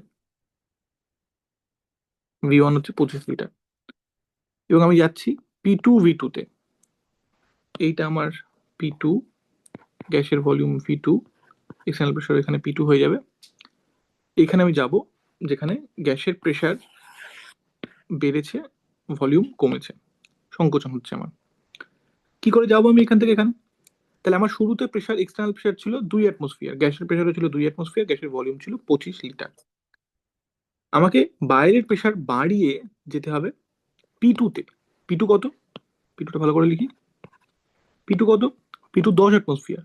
প্রেশার বাড়িয়ে আমি 10 অ্যাটমসফিয়ারে গেছি, তাহলে গ্যাসও ততক্ষণ অবধি সংকুচিত হবে যতক্ষণ না গ্যাসের প্রেশারও 10 অ্যাটমসফিয়ার হয়ে যায়। গ্যাস যখন সংকুচিত হচ্ছে মানে ভলিউম কমছে, কনস্ট্যান্ট টেম্পারেচারে ভলিউম কমা মানে প্রেশার বাড়া। আবার বয়েলের সূত্র, তাহলে গ্যাসও ততক্ষণ সংকুচিত হবে যতক্ষণ না গ্যাসের প্রেশারও 10 অ্যাটমসফিয়ার হয়ে যাচ্ছে। তখন গ্যাসের ভলিউম কত হবে? 5 লিটার। কেন? কারণ পিভি কনস্ট্যান্ট, তো পিভি এখানেও 50, এখানেও 50 হতে হবে। তাহলে আগে আমি কি করছিলাম? আগে আমি এখান থেকে এখানে যাচ্ছিলাম, এবার আমি এখান থেকে এখানে যাচ্ছি, সংকোচন করছি। তাহলে আগে যখন আমি মগ দিয়ে জল তুলছিলাম, এবার আমি কি করবো? এবার আমি এক মগ জল একবারে ঢেলে দেবো। যদি আমি ইরিভার্সিবলি একটা স্টেপে করি, এক মগ জল একবারে ঢেলে দেবো, যাতে বাইরের প্রেশারটা যেটা 2 অ্যাটমসফিয়ার ছিল সেটা ঝপ করে 10 অ্যাটমসফিয়ারে চলে যায়। তাহলে যেই মুহূর্তে আমি এক মগ জল ঢেলে দেবো, বাইরের প্রেশার 2 থেকে 10-এ চলে গেছে, গ্যাসের প্রেশার এখনো P1 2-তে আছে। কি হবে? পিস্টন গ্যাসটাকে চাপ দেবে, ঠেলবে, ওপরে 10 অ্যাটমসফিয়ার আছে, নিচের দিক থেকে 2 অ্যাটমসফিয়ার প্রেশার পড়ছে, পিস্টনটাকে ঠেলবে, নিচের দিকে নিয়ে যাবে। কতক্ষণ অব্দি নিয়ে যাবে?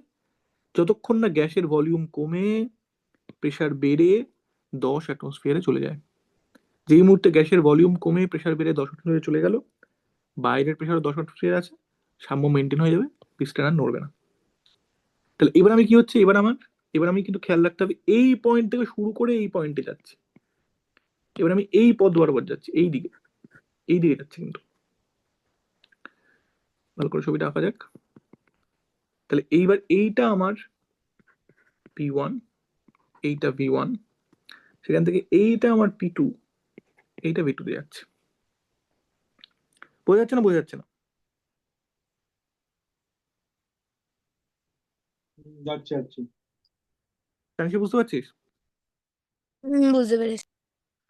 আচ্ছা, তাহলে আমার যখন P1 এক্সটার্নাল প্রেশার ছিল, বা আমার সংখ্যা অনুযায়ী 2 অ্যাটমসফিয়ার এক্সটার্নাল প্রেশার ছিল, তখন তো পিস্টনটা মুভ করছিল না, তখন গ্যাসের চাপও 2 অ্যাটমসফিয়ার ছিল, উপরের চাপও 2 অ্যাটমসফিয়ার ছিল, কোনো সমস্যা ছিল না। যেই মুহূর্তে আমি জলটা ঢাললাম, প্রেশারটা বাড়িয়ে 2 থেকে 10 করলাম, P1 থেকে P2 তে গেলাম, P1 প্রেশার থেকে P2 প্রেশারে গেলাম, সেই মুহূর্তে গ্যাসটা সংকুচিত হওয়া শুরু হলো, পিস্টন গ্যাসের উপর চাপ দেওয়া শুরু করলো, গ্যাসটা সংকুচিত হওয়া শুরু করলো।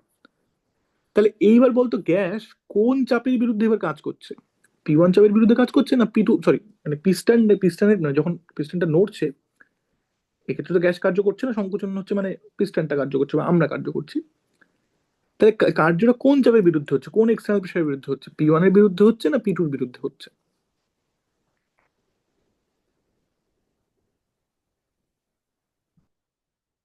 পিটুর বিরুদ্ধে তো হবে। P2 এর বিরুদ্ধে হবে। তাই আমি কি বুঝতে পারছি কেন P2 এর বিরুদ্ধে হচ্ছে? কারণ যখন P1 চাপ ছিল তখন তো পিস্টন নড়ছিল না, পিস্টন নড়ছে কখন? যখন চাপটাকে P2 করে দিয়েছে। তার মানে P2 চাপের বিরুদ্ধে কাজ হচ্ছে। কিন্তু যখন এক্সটার্নাল চাপটা P2 হয়ে গেছে, জলটা ঢেলে দিয়েছি, P1টা বেড়ে P2 তে চলে গেছে, তখন P2 এর বিরুদ্ধে কার্য হচ্ছে কিন্তু, বা P2 টাকে নিয়ে রিলেটেড কার্য হচ্ছে কিন্তু। এক্সটার্নাল প্রেশারে যখন P2, তখন কার্য হচ্ছে। এটা বুঝতে পারছিস তানিশা? হুম। তাহলে তখন যদি আমি গ্রাফে এরিয়াটা দেখাতে চাই, কোন এরিয়াটা কার্য কি হবে? P2 মানে এই হাইটটা P2 গুণ V2 minus V1, V2 minus V1 মানে কত? এই লেন্থটা। তাহলে এই হাইটটা গুণ এই লেন্থটা, কার্য কোনটা হবে? কার্য হয়ে যাবে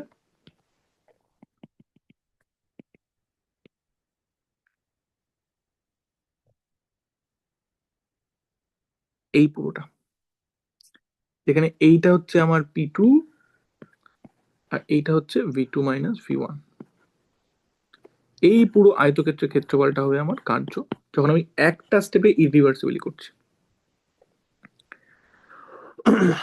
আচ্ছা, এবার আমি যদি দুটো স্টেপে ইরিভার্সিবলি করি, তার মানে আমি কি করছি? আমার আগে ছিল P1 এখানে, V1 এখানে। সেখান থেকে আমি প্রথমে যাব কোথায়? প্রথমে যাব পি বারে, এই মাঝামাঝি কোনো একটা জায়গায়, এবং যেখানে আয়তন হবে ভি বার। তাহলে আগে যখন আমি এক মগ জল একবারে ঢালছিলাম, এবার আমি কি করব? হাফ মগ জল ঢালবো, যাতে প্রেশারটা পি বারে পৌঁছয়।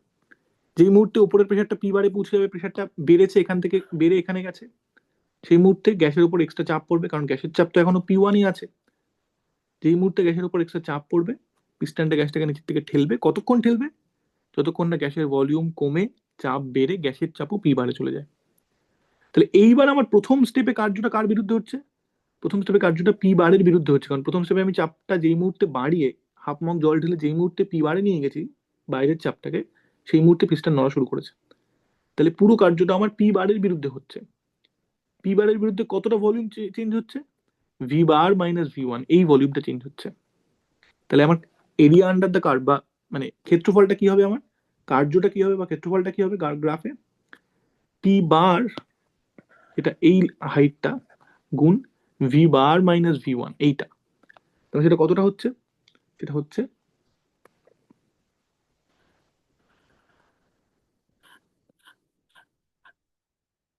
এই ক্ষেত্রফলটা, পি বার গুণ V bar minus V one. বোঝা যাচ্ছে না? বোঝা যাচ্ছে না?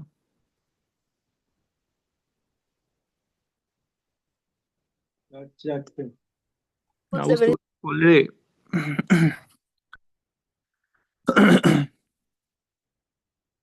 আচ্ছা, তারপরের স্টেপে আমি কি করব? তারপরের স্টেপে আমি যেখানে পি বার আর ভি বার আছে সেখান থেকে আমি আবার হাফ মগ জল ঢালবো, যাতে প্রেশারটা, এক্সটার্নাল প্রেশারটা বেড়ে পি বার থেকে কোথায় চলে যায়? পি টু তে চলে যায়। পি টু তে চলে যায়। গ্যাসটার উপর আবার এক্সট্রা চাপ পড়ছে, গ্যাস আবার সংকুচিত হচ্ছে, পিস্টন ঠেলে গ্যাসটাকে নিচের দিকে নিয়ে যাচ্ছে। কতক্ষণ নিয়ে যাচ্ছে? না, যতক্ষণ গ্যাসের চাপটাও বাইরের পি টু চাপের সাথে সমান হয়ে যায়। তাহলে এইবার কার্য কিসের, কোন চাপের বিরুদ্ধে হচ্ছে বা কোন চাপকে নিয়ে হচ্ছে? পি টু চাপকে নিয়ে হচ্ছে। আর ভলিউম চেঞ্জ কতটা হচ্ছে? এই V bar minus V two, এই পরিমাণ ভলিউম চেঞ্জ হচ্ছে। তাহলে এই পরিমাণ ভলিউম চেঞ্জ হচ্ছে এই চাপের বিরুদ্ধে, পি টু চাপের বিরুদ্ধে কিন্তু হচ্ছে। তাহলে তাহলে ওয়ার্ক ডান কত হবে? পি টু গুণ বা মাইনাস পি টু গুণ V two minus V bar. সেটা কোন এরিয়াটা রিপ্রেজেন্ট করছে? সেটা রিপ্রেজেন্ট করছে এই আয়তক্ষেত্রের ক্ষেত্রফলটা, যেখানে এইটা হচ্ছে আমার পি টু, এইটা হচ্ছে V two minus V bar. তাহলে এবার প্রথম স্টেপে ওয়ার্ক ডান হলো আমার পি বার চাপের বিরুদ্ধে, ক্ষেত্রফলটা এটা, ওয়ার্ক ডানটা এটা। দ্বিতীয় স্টেপে ওয়ার্ক ডান হলো পি টু চাপের বিরুদ্ধে, ক্ষেত্রফলটা আমার এইটা, এটাই ওয়ার্ক ডান। তাহলে টোটাল ওয়ার্ক ডান কতটা হলো আমার? এই পুরো জায়গাটার ক্ষেত্রফলটা। দেখ, আগের থেকে ওয়ার্ক ডান কিন্তু কমলো। আগে আমার এই পুরো জিনিসটার ক্ষেত্রফলটা ছিল ওয়ার্ক ডান, এবার আমাকে এই ওয়ার্ক ডানটা অ্যাজ ইফ করতে হচ্ছে না, কম্প্রেশন হচ্ছে, মানে আমি ওয়ার্ক ডান করছে, কিন্তু যে কাজটা করছে সে ওয়ার্ক ডান করছে, কারণ সে চাপ বাড়াচ্ছে। তাহলে সে কাজ করছে, তাকে এই পরিমাণ কাজটা করতে হচ্ছে না যখন দুটো স্টেপে করছি, শুধুমাত্র তাকে এই পরিমাণ কাজটা করতে হচ্ছে। এইবার যদি আমি একই রকম ভাবে একটা স্টেপে না করে, দুটো স্টেপে না করে, এরকম করে হাফ মগ জল না তুলে ধীরে ধীরে ধীরে ধীরে এক ফোঁটা করে জল ফেলি, তাহলে আমার প্রথমে ছিল 2 অ্যাটমসফিয়ার প্রেশার, গ্যাসের আয়তন ছিল 25 লিটার, গ্যাসের চাপও 2 অ্যাটমসফিয়ার, বাইরের চাপও 2 অ্যাটমসফিয়ার। আমি এখানে এক ফোঁটা জল ফেললাম, 2 থেকে বাড়িয়ে 2.0001 করলাম। গ্যাসের চাপ আছে 2 অ্যাটমসফিয়ার, এইখানে আছে 2.0001। সামান্য এই পিস্টনটা নিচের দিকে ঠেলবে, গ্যাসের আয়তন সামান্য একটু কমবে। তারপর আবার এক ফোঁটা জল ঢাললাম, আবারও এটা 2.0002 হলো। গ্যাসের চাপ এখন হয়ে গেছে 2.001, কারণ আগের বার তাই ছিল। এইবার পিস্টনটা আবার একটু ঠেললো, যাতে পিস্টনের উপর চাপ 2.00002 সেটা গ্যাসের চাপের সাথে সমান হয়ে গেল, গ্যাসটা সামান্য সংকুচিত হলো। এরকম করে আর এক ফোঁটা আর এক ফোঁটা আর এক ফোঁটা করে করে আমি সেটাকে বাড়িয়ে পি টুতে বা 10 অ্যাটমসফিয়ারে গেলাম। তাহলে সেক্ষেত্রে প্রসেসটা রিভার্সিবল হয়ে গেল, আমি অসংখ্য স্টেপে করলাম, খুব ধীরে ধীরে করলাম।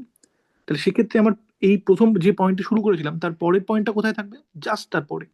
তারপরের পয়েন্টটা কোথায় থাকবে? জাস্ট তারপরে। তারপরের পয়েন্টে জাস্ট তারপরে। এরকম করতে করতে আমি প্রতিটা পয়েন্টের মধ্যেই যাব। তাহলে তখন আমার কার্ভটা কিরকম হয়ে যাবে? যাওয়ার কার্ভটা হয়ে যাবে আমার এই রকম, জাস্ট পরপর পরপর পয়েন্টগুলো থাকবে। সেক্ষেত্রে আমার প্রথম স্টেপে ওয়ার্ক ডান কি হবে? প্রথম স্টেপে আমার প্রেশারটা সামান্য বেড়েছিল, সেই প্রেশারের বিরুদ্ধে ওয়ার্ক ডান হয়েছিল। তাহলে সেই প্রেশারটা কতটা? এই প্রেশারটা থেকে সামান্য বেশি, ধর এই প্রেশারটা, এই প্রেশারের বিরুদ্ধে এই পরিমাণ ভলিউম চেঞ্জ হয়েছিল। তারপরে স্টেপে প্রেশার কোথায় গেছে? এখান থেকে বেড়ে ধর এই পয়েন্টটায় গেছে, ওয়ার্ক ডান কতটুকু হয়েছে? এই এই পরিমাণটা। তারপরে স্টেপে কোথায় গেছে? ধর এইখানে গেছে। আমি জাস্ট উদাহরণ দেওয়ার জন্য বলছি, পয়েন্টগুলোকে একটু দূরে দূরে আঁকছি। তাহলে তখন আমার ওয়ার্ক ডান হয়ে গেছে এইটা। এরকম করতে করতে যখন ওই পুরোটা চলে যাবো, এখান থেকে এখানে পুরোটা চলে যাব, তখন ওয়ার্ক ডান কত হয়ে যাবে আমার? এই পুরো জায়গার ক্ষেত্রফলটা। তাহলে এবার কিন্তু আমার ওয়ার্ক ডানটা দেখ, এই এই ক্ষেত্রফলটা তো নেই, যেটা ইউনিভার্সালি একটা স্টেপে করছিলাম, দুটো স্টেপে করলে সামান্য কমলো। যখন আমি অসংখ্য স্টেপে ভেঙে রিভার্সেবলি করলাম, এক ফোঁটা করে জল ঢেলে প্রেশারটা অল্প অল্প করে বাড়ালাম, তখন আমার ক্ষেত্রফলটা হয়ে গেল এই ক্ষেত্রফলটা। বুঝতে পারছিস না? বুঝতে পারছিস না?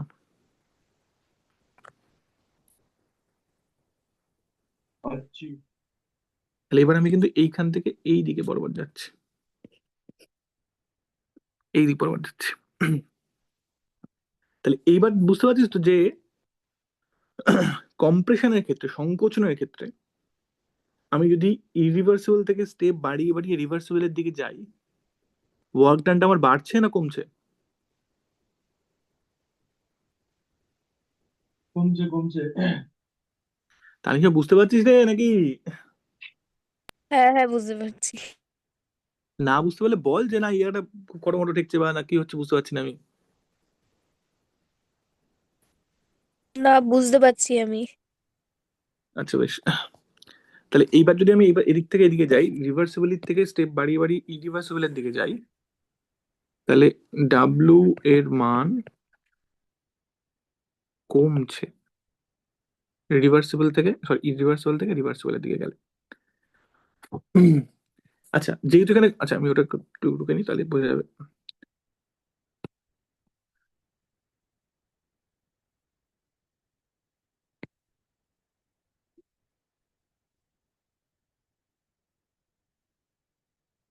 তাহলে রিভার্সিবল প্রসেসের ক্ষেত্রে কি পাই আমি?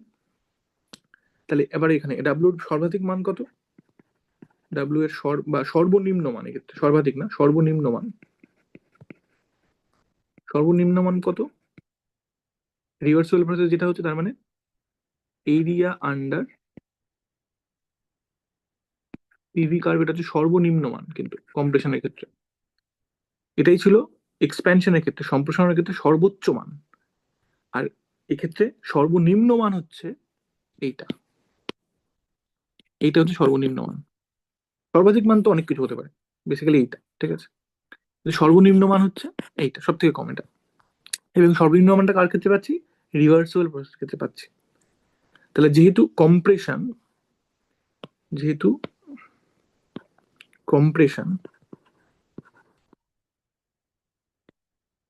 তাই আমি করে বলছি এজেন্ট কাজ করছে। এজেন্ট মানে যে উপর থেকে কম্প্রেশনটা ঘটানোর চেষ্টা করছে সে কাজ করছে, এজেন্ট কাজ করছে। তাই ওয়ার্ক ডান কি হবে? যেহেতু এজেন্ট কাজ করছে, সিস্টেম কাজ করছে না, সিস্টেম এনার্জি পাচ্ছে, সিস্টেমের উপর কার্য হচ্ছে, তাই সিস্টেম এনার্জি বাড়ছে, তাহলে সেক্ষেত্রে ডাব্লু কি হবে? পজিটিভ হবে। কম্প্রেশনের ক্ষেত্রে আমরা জানি ডাব্লু পজিটিভ হয়। তাহলে রিভার্সিবল কম্প্রেশনে আমরা কি দেখলাম? রিভার্সিবল কম্প্রেশনে কার্যের মান সর্বাধিক, এবং এক্ষেত্রে এজেন্ট যে উপর থেকে কম্প্রেশনটা ঘটাচ্ছে, এজেন্ট কার্য করছে সর্বাধিক, সর্বাধিক না, সর্বনিম্ন। কম্প্রেশনের ক্ষেত্রে কার্যের মানটা সর্বনিম্ন, এবং এক্ষেত্রে এজেন্ট সর্বনিম্ন কার্য করছে, তাহলে কার্য সর্বনিম্ন পজিটিভ।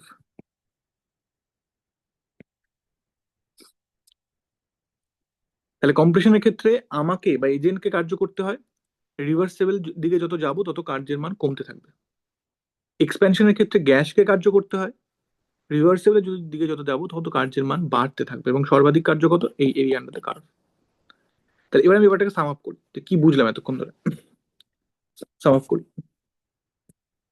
তাহলে প্রথমে ধর এক্সপ্যানশন বা সম্প্রসারণ।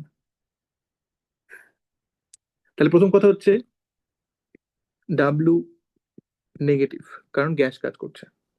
দ্বিতীয়ত ডাব্লু, এরকম করে যদি বলি, রিভার্সেবলে রিভার্সেবলে সাইন অফ মানে মড অফ ডাব্লু মানে ডাব্লুর মান, এখানে আমি চিহ্ন নিয়ে ভাবছি না। রিভার্সেবলে ডাব্লু গ্রেটার দেন ইরিভার্সিবলে ডাব্লু, ইরিভার্সিবলে ডাব্লু। তাহলে রিভার্সিবলে ডাব্লু সবসময় বেশি হয় ইরিভার্সিবলে ডাব্লুর থেকে। ঠিক আছে? তার মানে গ্যাস সর্বাধিক কাজ করছে, তার মানে এজেন্ট সর্বাধিক কাজ পাচ্ছে। এজেন্ট মানে যে যে উল্টো দিকে কম্প্রেশন এই এক্সপানশনটা ঘটাচ্ছে, এজেন্ট সর্বাধিক কার্য পাচ্ছে। এটাই কম্প্রেশনে কি হয়ে গেল?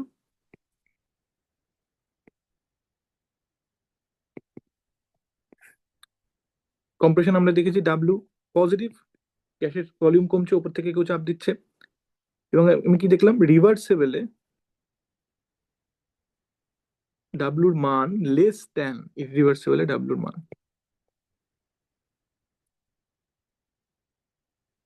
এবং কি দেখলাম, এজেন্ট সর্বনিম্ন, বা এরকম করে বলি, এজেন্ট সর্বনিম্ন কার্য করছে রিভার্সেবলে, গ্যাস সর্বাধিক, আচ্ছা ওটা লেখার মানে নেই। তাই এখানে এক্সপানশনে গ্যাস সর্বাধিক কার্য করছিল রিভার্সেবল প্রসেসে, রিভার্সেবল প্রসেসে, আর এজেন্ট সর্বাধিক কার্য করছিল রিভার্সেবল প্রসেসে, সর্বাধিক কার্য পাচ্ছিল। এবার ভেবে দেখি ব্যাপারটা কি হচ্ছে। এইখানে এক্সপ্যানশনে ডাব্লু নেগেটিভ, গ্যাস কার্য করছে, রিভার্সেবলে সব থেকে বেশি নেগেটিভ, কম্প্রেশনে ডাব্লু পজিটিভ, রিভার্সেবল প্রসেসে সব থেকে কম হচ্ছে, তার মানে সব থেকে কম পজিটিভ। এখানে সব থেকে বেশি নেগেটিভ, এখানে সব থেকে কম পজিটিভ। এখানে গ্যাস কাজ করছিল, এখানে এজেন্ট কাজ করছে। তাহলে দেখ, রিভার্সিবল প্রসেস সব সময় এজেন্টের জন্য সুবিধাজনক। কি দাঁড়াচ্ছে তাহলে, যখন এজেন্টকে কাজ করতে হচ্ছে কম্প্রেশনের ক্ষেত্রে, এজেন্টকে কাজ করতে হচ্ছে, তখন রিভার্সিবলে তাকে সব থেকে কম কাজ করতে হয় ইরিভার্সিবলের থেকে। যখন গ্যাস কাজ করছে মানে এজেন্ট কাজ পাচ্ছে, তখন রিভার্সিবলে ডাব্লু সব থেকে বেশি, তার মানে গ্যাসকে সব থেকে বেশি কাজ করতে হয়, বা এজেন্ট সব থেকে বেশি কাজ পায়। তাহলে যখন এজেন্টকে কাজ করতে হচ্ছে তখন তাকে রিভার্সিবলি করলে সব থেকে কম কাজ করতে হচ্ছে। যখন এজেন্ট কাজ পাচ্ছে গ্যাসের থেকে, তখন রিভার্সিবলি করলে সব থেকে বেশি কাজ পাচ্ছে। তাহলে সব থেকে সুবিধাজনক বা সব থেকে প্রফিটেবল এজেন্টের জন্য কোনটা? সবসময় রিভার্সিবল প্রসেস। কেন রিভার্সিবল প্রসেস? যখন তাকে কাজ করতে হয়, সে যদি রিভার্সিবলি করে তাকে সব থেকে কম কাজ করতে হয়। যখন তার কাজ পাওয়ার সময় আসে, তখন যদি সে রিভার্সিবলি করে তাহলে সব থেকে বেশি কাজ পায়। তাহলে সবসময় রিভার্সিবল প্রসেস এজেন্টের জন্য সুবিধাজনক। তাহলে reversible process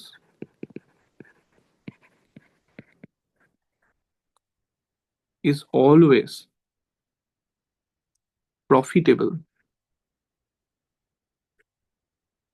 for the agent। কেন আবার বলছি, যখন তাকে কাজ করতে হয় তখন রিভার্সিবলি করলে তাকে সব থেকে কম কাজ করতে হয়, যখন তার কাজ পাওয়ার সময় আসে তখন রিভার্সিবলি করলে সে সব থেকে বেশি কাজ পায় গ্যাসের থেকে। এবং আর কি দেখলাম এখান থেকে, এটা একটা ইম্পর্টেন্ট পয়েন্ট, আর কি দেখলাম, দেখলাম যে এক্সপ্যানশনে ডাব্লু রিভার্সিবলের মান সবসময় বেশি হয় ডাব্লু ইরিভার্সিবলের থেকে, আর কম্প্রেশনে ডাব্লু রিভার্সিবলের মান কম হয় সবসময় ডাব্লু ইরিভার্সিবলের থেকে। শুধু মান কম্পেয়ার করছি আমি এক্ষেত্রে। বল বোঝা গেছে না বোঝা যায়নি? বুঝতে পেরেছি। আর বুঝতে পেরেছিস? জাস্ট এটা বোঝানোর জন্য আমি একটা ছোট্ট অ্যানিমেশন মতো বানিয়েছিলাম, এটা দেখা যাক একটুখানি। তাহলে ধর, থামানো যাক। তাহলে ধর এই বাঁদিকে পিস্টন সিলিন্ডারটা রয়েছে, আমি ওটাকে লম্বালম্বি করে না রেখে পাশাপাশি করে রেখেছি। আর ওপরে গ্যাস ওই ধর P1 V1 থেকে শুরু করেছে, ফাইনালি যাবে P2 V2 তে। ডান দিকে ছবিটা সেটা দেখা যাচ্ছে। এবার এটা হচ্ছে গ্যাসের পিভি কার্ভটা, পিভি কস্ট টু কনস্ট্যান্ট এই কার্ভটা, কারণ টেম্পারেচারটা কনস্ট্যান্ট রয়েছে। তাহলে যদি রিভার্সিবলি করি তাহলে কিভাবে যাবে, পিস্টনটা আস্তে আস্তে করে সরবে, গ্যাসের ভলিউমটা আস্তে আস্তে করে বাড়বে এবং প্রতিটা পয়েন্ট এই কার্ভের উপর দিয়ে যাবে। এই যে ডান দিকে কার্ভের ডটেড লাইন, যেহেতু দুটো নীল ডটেড লাইন, ওটা গ্যাসের প্রেশার আর গ্যাসের ভলিউম রিপ্রেজেন্ট করছে প্রতিটা পয়েন্টে পয়েন্টে। আর সবুজ পয়েন্টে রিপ্রেজেন্ট করছে গ্যাস কোথায় আছে। পিভি কার্ভে কোথায় আছে। তাহলে এবার যদি আমি এটাকে চালাই কি হবে দেখ, সরি সবুজ না কমলা পয়েন্টটা, গ্যাস কিন্তু আস্তে আস্তে ভলিউম বাড়িয়ে প্রেশার কমিয়ে কমিয়ে কমিয়ে কমিয়ে এক্সপ্যানশনের ক্ষেত্রে ওই পয়েন্টে গিয়ে পৌঁছবে। তাহলে এটাই বলার চেষ্টা করছিলাম যে কিভাবে রিভার্সেবলে সব কটা পয়েন্ট এই কার্ভের উপর দিয়েই থাকে, যেটা ইরিভার্সেবলে কিন্তু হয় না। ইরিভার্সেবলে জাস্ট দুটো পয়েন্ট বা তিনটে পয়েন্ট বা চারটে পয়েন্ট দেখাতে পারি আমি, কারণ যতগুলো স্টেপ হবে ততগুলো পয়েন্ট আমি দেখাতে পারি মাঝখানে, নাহলে কিন্তু হয় না। আর রিভার্সেবলে কি হচ্ছে, আরেকবার চালাই এটা, রিভার্সেবলে প্রতিটা পয়েন্টই কার্ভের উপর দিয়ে আস্তে আস্তে আস্তে আস্তে যাচ্ছে। অবশ্যই এখানে আমি অনেক তাড়াতাড়ি স্পিড আপ করে ভিডিওটা দেখাচ্ছি, এই প্রসেসটা আরো স্লো, ভীষণ স্লো ভাবে হবে। যখন রিভার্সেবলি হবে প্রতিটা স্টেপে অল্প অল্প করে প্রেশার কমবে, অল্প অল্প করে ভলিউম বাড়বে। আরেকবার চালাই ভিডিওটা, এটা বোঝা যাচ্ছে কি করে চেঞ্জটা হচ্ছে। দেখ যেটা উলম্ব ডটেড নীল লাইনটা সেটা ভলিউম রিপ্রেজেন্ট করছে, ভলিউমটা আস্তে আস্তে বাড়ছে। আর যেটা অনুভূমিক ডটেড নীল লাইনটা যেটা প্রেশার রিপ্রেজেন্ট করছে, সেই প্রেশারটা আস্তে আস্তে আস্তে আস্তে কমছে।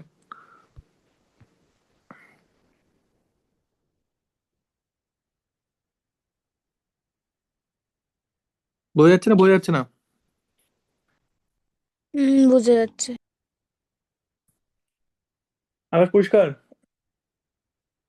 হুম হুম পরিষ্কার।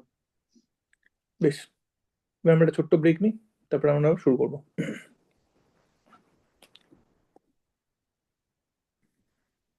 তাহলে আমরা যেটা দেখলাম সেটা হচ্ছে যে এক্সপ্যানশনের ক্ষেত্রে, সম্প্রসারণের ক্ষেত্রে রিভার্সিবল ওয়ার্ক ডানের মান সবসময় বেশি ইরিভার্সিবলের থেকে।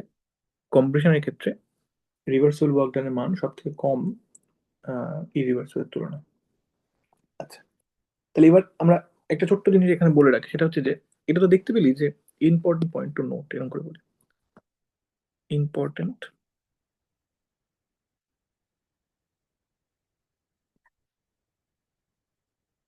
Point to note.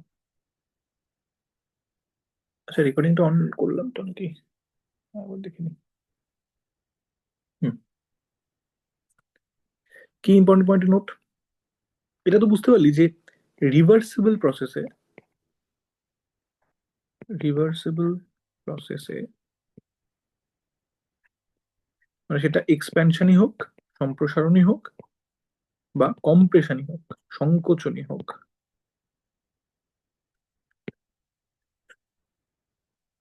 Pressure P external ধীরে ধীরে বদলায়, ধীরে ধীরে বদলায়। কারণ প্রতিটা স্টেপে আমাকে সামান্য প্রেশার বদলাতে হয়। যদি এক্সপ্যানশন করি প্রেশার আমাকে, বাইরের প্রেশার আমাকে কমাতে হয়। যদি কম্প্রেশন করি বাইরের প্রেশার আমাকে বাড়াতে হয়। মানে মোট কথা বদলায়, খুব ধীরে ধীরে বদলায়, যাতে সামান্য বদলায় নতুন সাম্য এস্টাবলিশ হয়, আবার আমি আবার একটু বদলাই, আবার নতুন সাম্য এস্টাবলিশ হয়, আবার একটু বদলাই, আবার নতুন সাম্য এস্টাবলিশ হয়, এরকম করতে করতে করতে যায়। আর ইরিভার্সিবল প্রসেসে, ইরিভার্সিবল প্রসেসে প্রসেসে পি এক্সটার্নাল একবারে বদলায়, বা একবারে অনেকটা বদলায়, অনেকটা বদলায়। তার মানে এখান থেকে এটা এটা তো বলতে পারি যে তার মানে, সুতরাং যদি কখনো বলে কনস্ট্যান্ট পি এক্সটার্নালের বিরুদ্ধে এক্সপ্যানশন বা কম্প্রেশন হচ্ছে বা হয়েছে, এটা কখন হতে পারে একমাত্র, যে আমার ধর গ্যাসের প্রেশার আর বাইরের প্রেশার সমান ছিল, আমি প্রেশার একবারে অনেকটা কমিয়ে নিলাম, এইবার যে কার্যটা হচ্ছে আমার, যে এক্সপ্যানশনটা হবে, সেটা ওই কনস্ট্যান্ট এক্সটার্নাল প্রেশারের সাপেক্ষে হচ্ছে, আর প্রেশার চেঞ্জ হচ্ছে না, আমি বাইরের প্রেশারটাকে একবারে ঝপ করে চেঞ্জ করে নিয়েছি। এবার ওই বাহ্যিক কম প্রেশারের বিরুদ্ধে গ্যাস ঠেলে উঠছে। কম্প্রেশনের ক্ষেত্রে কি হবে, প্রেশার ছিল গ্যাসের প্রেশার ছিল, বাইরের প্রেশার ছিল, সমান ছিল, আমি একবারে অনেকটা জল ঢেলে দিচ্ছি, একবারে প্রেশারটা বাড়িয়ে দিয়েছি। এবার ওই কনস্ট্যান্ট প্রেশারের বিরুদ্ধে আমার গ্যাসটা মানে পিস্টনটা ঠেলে গ্যাসটাকে নিচের দিকে নামাচ্ছে। তাহলে যখনই কনস্ট্যান্ট প্রেশারের বিরুদ্ধে এক্সপ্যানশন বা কম্প্রেশন হবে, সেটা সবসময় ইররিভার্সিবল হবে, কিন্তু সবসময় ইররিভার্সিবল হবে। কারণ কি, কারণ রিভার্সিবলে প্রেশারের চেঞ্জটা কিন্তু ধীরে ধীরে ধীরে ধীরে হয়, এটা কনস্ট্যান্ট প্রেশারের সাপেক্ষে হবে না। ওখানে এক্সটার্নাল প্রেশারটাকে আমাকে ধীরে ধীরে ধীরে ধীরে চেঞ্জ করতে হবে। আর ইরিভার্সালি কি হয়, আমি এক ধাপে চেঞ্জ করে দিই, তারপর সেই প্রেশারের বিরুদ্ধে কার্য হয়। সুতরাং যখনই আমাকে বলবে কনস্ট্যান্ট প্রেশারের বিরুদ্ধে কার্য হচ্ছে বা কনস্ট্যান্ট প্রেশারের বিরুদ্ধে এক্সপ্যানশন হচ্ছে বা কম্প্রেশন হচ্ছে, তখন সেটা সবসময় ইরিভার্সিবল। এবং তখন ডাব্লুর এক্সপ্রেশন কি হবে, তখন ডাব্লুর এক্সপ্রেশন হবে এইটাই। এইটা ইউজ করবো আমরা, V final minus V initial. কম্প্রেশনের ক্ষেত্রে তাই, এক্সপ্যানশনের ক্ষেত্রেও তাই। তখন এটা কনস্ট্যান্ট আছে। আর যদি রিভার্সেবলের ক্ষেত্রে কি হবে, উল্টো দিকে রিভার্সেবলে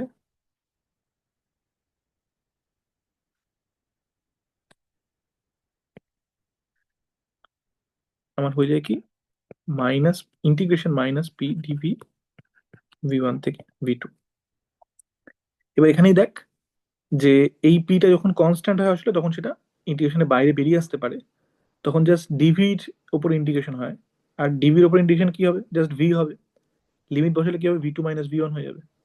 তার মানে এইটাই, এই জিনিসটাই যদি পি কনস্ট্যান্ট থাকে তখন এই পিটা বাইরে চলে আসবে ইন্টিগ্রেশনের থেকে। ইন্টিগ্রেশনটা করলে V two minus V one বা V final minus V initial, আমি এটাকে ভি ফাইনাল আর ভি ইনিশিয়াল করে দিই, ভি ইনিশিয়াল আর ভি ফাইনাল। তাহলে প্রেশার কনস্ট্যান্ট থাকলেই তখনই আমি ফর্মুলাটা, এই ফর্মুলাটাই এখানে চলে যাবে, কিন্তু সেটা ইরিভার্সিবল হবে, সেটা রিভার্সিবল হবে না কিন্তু, মাইন্ডেড। তাহলে যখন বলবে কনস্ট্যান্ট প্রেশারের বিরুদ্ধে এক্সপ্যানশন ও কম্প্রেশন, তখন বুঝে নিতে হবে ওটা ইরিভার্সিবলই হচ্ছে, তখন আমাকে এই ফর্মুলাটাই লাগাতে হবে। আর রিভার্সিবল হলে পার্টিকুলারলি বলে দেবে রিভার্সিবল, তখন আমাকে এই ফর্মুলাটা লাগাতে হবে। এবং এই ফর্মুলাটাই যখন আইসোথার্মাল হয়, রিভার্সিবল এবং আইসোথার্মাল বা সমউষ্ণ, তখন ফর্মুলাটা কোথায় চলে যায়, তখন ফর্মুলাটা চলে যায় minus n R T l n V final by V initial, অথবা minus n R T l n P initial by P final. এটা হচ্ছে রিভার্স, যে কোনো রকমের রিভার্সাল প্রসেসের জন্য ওয়ার্ক ডানের এক্সপ্রেশন। এটা হচ্ছে আইসোথার্মাল রিভার্সাল প্রসেসের জন্য ওয়ার্ক ডান এক্সপ্রেশন। এটা আমরা আগের দিন করে দেখিয়েছি এখান থেকে কিভাবে এটা আসে। তাহলে বোঝা গেল কনস্ট্যান্ট প্রেশারের বিরুদ্ধে এক্সটার্নাল কাজ হলে সেটা কিরকম ভাবে হয়। আচ্ছা, এখানে ছোট্ট প্রশ্ন, সেটা হচ্ছে যে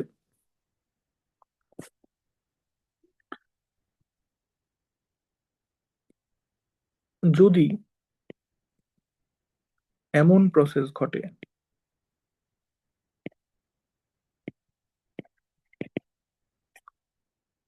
যেখানে ভলিউমের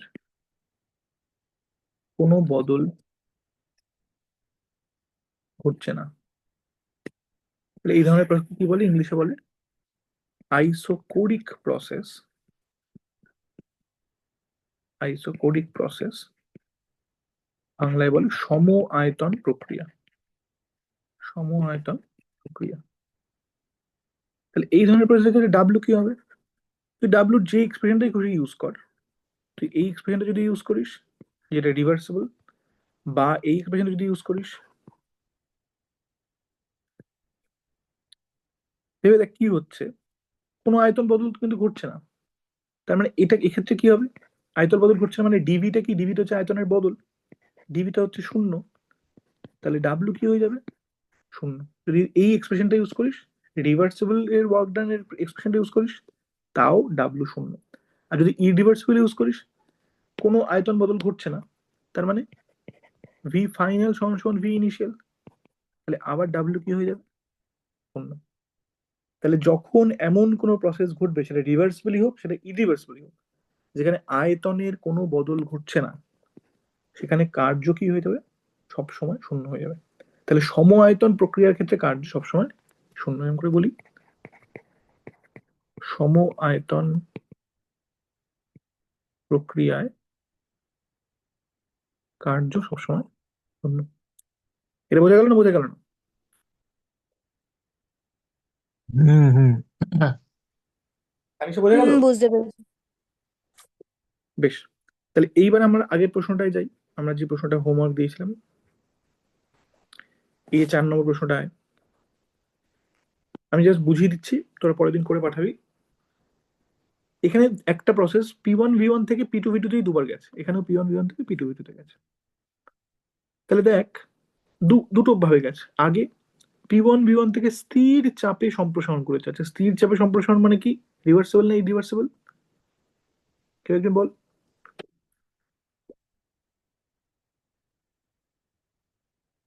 তানিশা বল।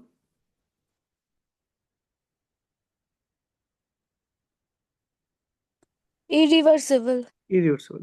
তাহলে এখান থেকে আমি এখানে যাওয়ার জন্য ইরিভার্সিবল প্রসেসে ওয়ার্ক ডান বার করতে পারি। স্থির চাপে সম্প্রসারণ হয়েছে, জাস্ট ওই সূত্রটা লাগাবো, minus P external V two minus V one. ঠিক আছে, এখানে পি এক্সটার্নালটা কোনটা, জাস্ট এই পি ওয়ানটাই হচ্ছে পি এক্সটার্নাল। স্থির চাপে সম্প্রসারণ হয়েছে। আর যদি স্থির আয়তনে চাপের হ্রাস ঘটেছে, তাহলে আয়তন স্থির রয়েছে, সম আয়তন প্রক্রিয়া, তাহলে এখানে কার্য শূন্য হবে, কারণ আয়তনে কোনো চেঞ্জ হচ্ছে না, জাস্ট প্রেশারটা চেঞ্জ হচ্ছে। বোঝা যাচ্ছে না বোঝা যাচ্ছে না? হ্যাঁ, বোঝা যাচ্ছে। আকার বুঝতে পারছিস? হুম হুম হুম আর এই প্রক্রিয়া দুইয়ে দেখ, প্রথম স্টেপটা হচ্ছে স্থির আয়তনে চাপের হ্রাস। আবার যেহেতু স্থির আয়তন প্রক্রিয়া, ভলিউম এখানেও ভি ওয়ান এখানেও ভি ওয়ান, ভলিউমের কোনো চেঞ্জ ঘটছে না, সেই জন্য এখানে এখানে কার্য শূন্য হয়ে যাবে। আর এখানে স্থির চাপে সম্প্রসারণ, তার মানে ইরিভার্সিবলি সম্প্রসারণ ঘটছে। আমি ইরিভার্সিবলি ওয়ার্ক ডান এক্সপ্রেশন বসাবো, এখান থেকে ওয়ার্ক পেয়ে যাবো। তাহলে এখান থেকেও ওয়ার্ক পাবো, এখান থেকে এভাবে ওয়ার্ক পেয়ে যাবো। এবার তুলনা করবো কোনটায় কার্যের পরিমাণ বেশি, কার্যের পরিমাণ বেশি, এটা নিজেরা করবে একটুখানি। এবার বুঝতে পারছি তো 4 নম্বর অঙ্কটা কিভাবে করতে হবে, তানিশা? হ্যাঁ, বুঝতে পেরেছি। হ্যাঁ, হ্যাঁ, বুঝতে পেরেছি। হুম, বেশ। এবার আমরা একটা ছোট্ট ব্যাপার দেখি, সেটা হচ্ছে যে এটাকে বলে ফ্রি এক্সপ্যানশন, বলে ফ্রি এক্সপ্যানশন। তাহলে আমরা স্থির চাপে কার্য কিভাবে ক্যালকুলেট করে দেখালাম, স্থির আয়তনে কার্য শূন্য হয় সেটা দেখালাম। এবার আমরা দেখবো ফ্রি এক্সপ্যানশন, বা বাংলা এটাকে বলে মুক্ত সম্প্রসারণ। মুক্ত সম্প্রসারণ কি ব্যাপারটা হয় এখানে, তাহলে ধর আমার এখানে একটা পিস্টন সিলিন্ডার রয়েছে, আবার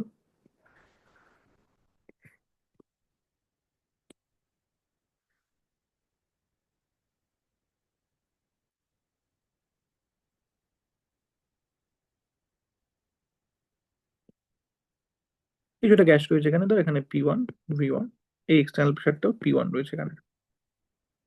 এখানে আমি একটা এক্সট্রা কাজ করেছি, আমি এখানে একটা স্টপার মতো জিনিস লাগিয়ে দিয়েছি। এই স্টপারের রোলটা কি, এই স্টপার হচ্ছে যেটা করবে সেটা হচ্ছে এই পিস্টনটাকে এর বেশি মুভ করতে দেবে না, পিস্টনটা এখানটা এসে থেমে যাবে, অ্যাট ম্যাক্স পিস্টনটা এই অব্দি আসতে পারে, তার বেশি আসতে পারে না। এই জন্য আমি স্টপারটা লাগিয়ে দিয়েছি যাতে পিস্টনটা এর বাইরে না যেতে পারে। আচ্ছা, এইখান থেকে আমি কি করেছি,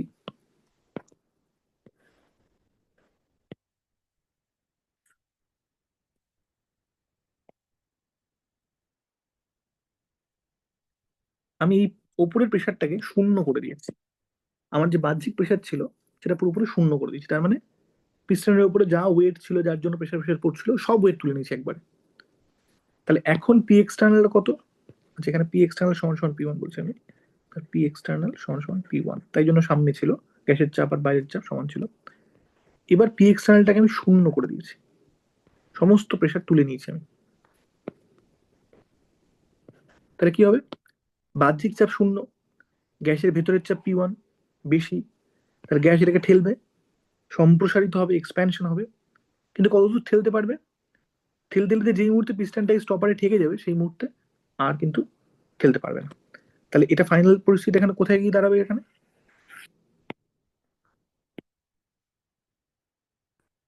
ফাইনাল পরিস্থিতি দাঁড়াবে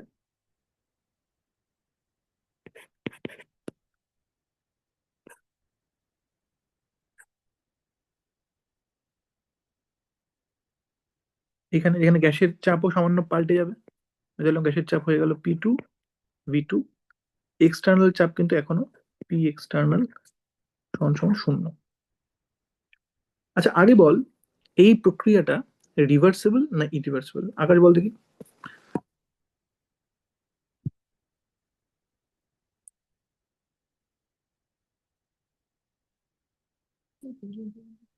এটা হবে হচ্ছে ইরিভার্সিবল। কেন ইরিভার্সিবল হবে? তার কারণ ওটা একই ধাপেই যাবে, এটা মানে থামার তো কোনো সিন নেই, মাঝখানে কোনো হুম বাধা পাচ্ছে না, ওই একেবারে হুম ওখানে গিয়ে থামবে। হুম। তাহলে একবারে আমি প্রেশারটাকে কমিয়ে পি ওয়ান থেকে জিরো করে দিয়েছি, তাহলে কনস্ট্যান্ট চাপের বিরুদ্ধে কার্য হচ্ছে, কিন্তু এই চাপটা কত, শূন্য চাপ। এই শূন্য চাপের বিরুদ্ধে পুরো প্রসেসটা ঘটছে। একবার আমি করে দিয়েছি, তাহলে প্রসেসটা ইরিভার্সিবল। তাই প্রথম কথা হচ্ছে প্রসেসটা ইরিভার্সিবল। তাহলে ফ্রি এক্সপ্যানশন বা মুক্ত সম্প্রসারণ সব সময় ইরিভার্সিবল, এটা খেয়াল রাখতে হবে। আচ্ছা, এখানে কত চাপের বিরুদ্ধে মানে অবশ্যই এখানে কনস্ট্যান্ট চাপের বিরুদ্ধে কার্য হচ্ছে, কনস্ট্যান্ট চাপের বিরুদ্ধে কার্য হচ্ছে বা গ্যাস কার্য করছে, কারণ সম্প্রসারণ হচ্ছে, সম্প্রসারণে গ্যাস কার্য করে। এই কনস্ট্যান্ট চাপটা কত এখানে, পি এক্সটার্নালটা কত, কত চাপের বিরুদ্ধে কার্য হচ্ছে? তামিশা বল দেখি কত চাপের বিরুদ্ধে কার্য হচ্ছে, কোন চাপের বিরুদ্ধে গ্যাস পিস্টন থেকে ঠেলছে? 0 তো পি এক্সটার্নাল। 0। তাহলে ওয়ার্ক ডান কত হবে? ওয়ার্ক ডান এক্সপ্রেশন আমরা কি জানি, কনস্ট্যান্ট চাপের বিরুদ্ধে হলে minus P external V2 minus V1, এক্ষেত্রে সেটা কত হয়ে যাবে? 0ই তো হবে। শূন্য হয়ে যাবে। তাহলে ভীষণ ইম্পর্টেন্ট পয়েন্ট হচ্ছে মুক্ত সম্প্রসারণে কার্য সবসময় শূন্য হয়, কারণ আমার উপরে কোনো চাপই নেই যে চাপের বিরুদ্ধে আমি কার্যটা করবো। গ্যাসটা জাস্ট ফ্রিলি ওটাকে ঠেলছে, ঠিক আছে? তো এই জন্য এটাকে ফ্রি এক্সপেনশন বলে বা মুক্ত সম্প্রসারণ বলে।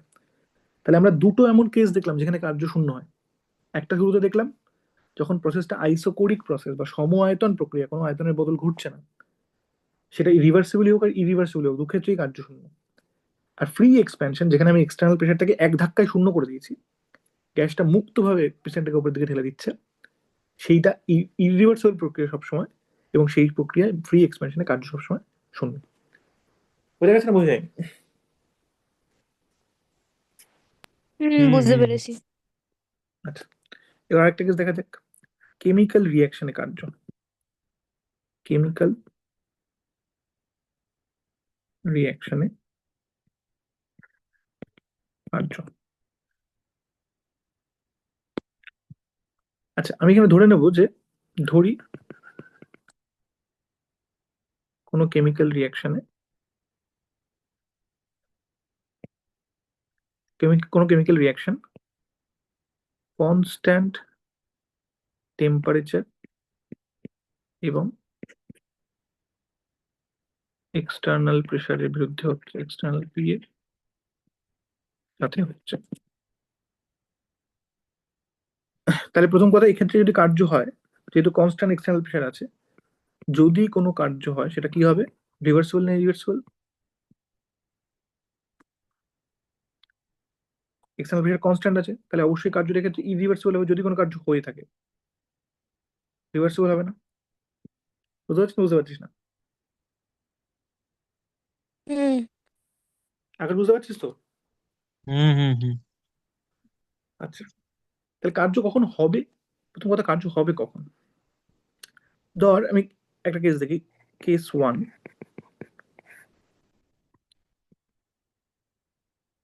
সমস্ত রিয়াক্টেন্ট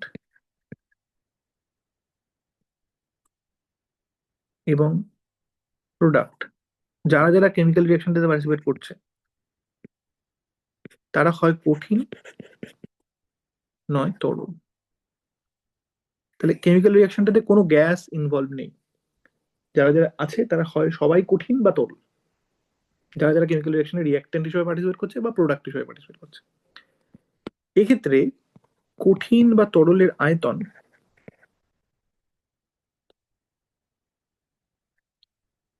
গ্যাসের আয়তনের তুলনায়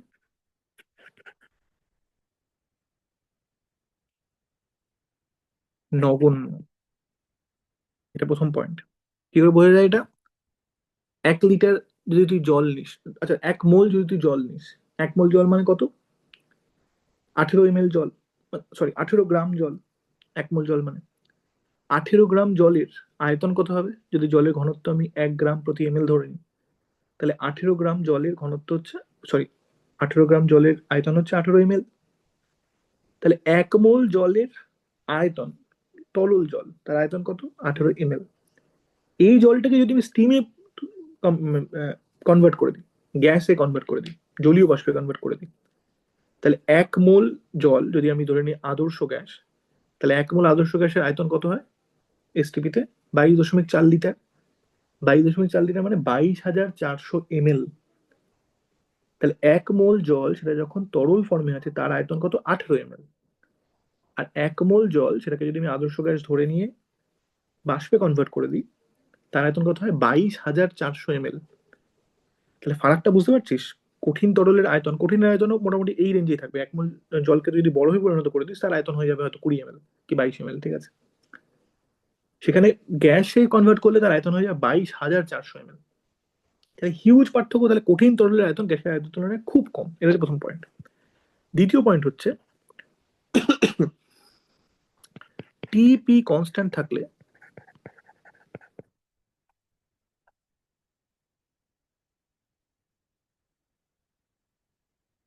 কঠিন ও তরলের আয়তন বদলও নগণ্য। তাহলে যদি সমস্ত রিয়াক্টরের প্রোডাক্ট কঠিন বা তরল হয় কোনো কেমিক্যাল রিয়াকশনে, আমি কনস্ট্যান্ট টেম্পারেচার প্রেসারের রিয়াকশনটা ঘটাচ্ছি, তাহলে তো যদি সবাই কঠিন তরল হয় তাহলে একেতেই তাদের আয়তন খুব কম, দ্বিতীয়ত তাদের আয়তন পরিবর্তনও খুব কম। তাহলে যদি আয়তন পরিবর্তন প্রায় শূন্য হয় তাহলে ভলিউম চেঞ্জ, তাহলে চেঞ্জ অফ ভলিউম আমি ডেল্টা ভি দিয়ে বলছি। চেঞ্জ অফ ভলিউম এটা হচ্ছে আয়তনের বদল। এটা যদি প্রায় শূন্য হয় তাহলে কার্য কি হবে? আমরা দেখলাম সমায়তন প্রক্রিয়া কার্য কি হয়? শূন্য হয়। তাহলে কোনো কেমিক্যাল রিয়াকশন যেটা কনস্ট্যান্ট টেম্পারেচার প্রেসারে ঘটছে, যেটাতে সবাই কঠিন নয় তরল, সেখানে কার্য সবসময় শূন্য হয়। বোঝা যাচ্ছে না? বোঝা যাচ্ছে না? হুম হুম বেশ। আমি কি বুঝতে পেরেছিস? বুঝতে পেরেছি। হুম। যদি কেস টু নিই,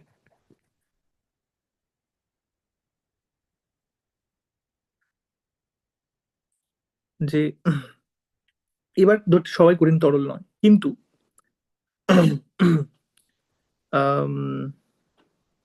রিয়াকশনে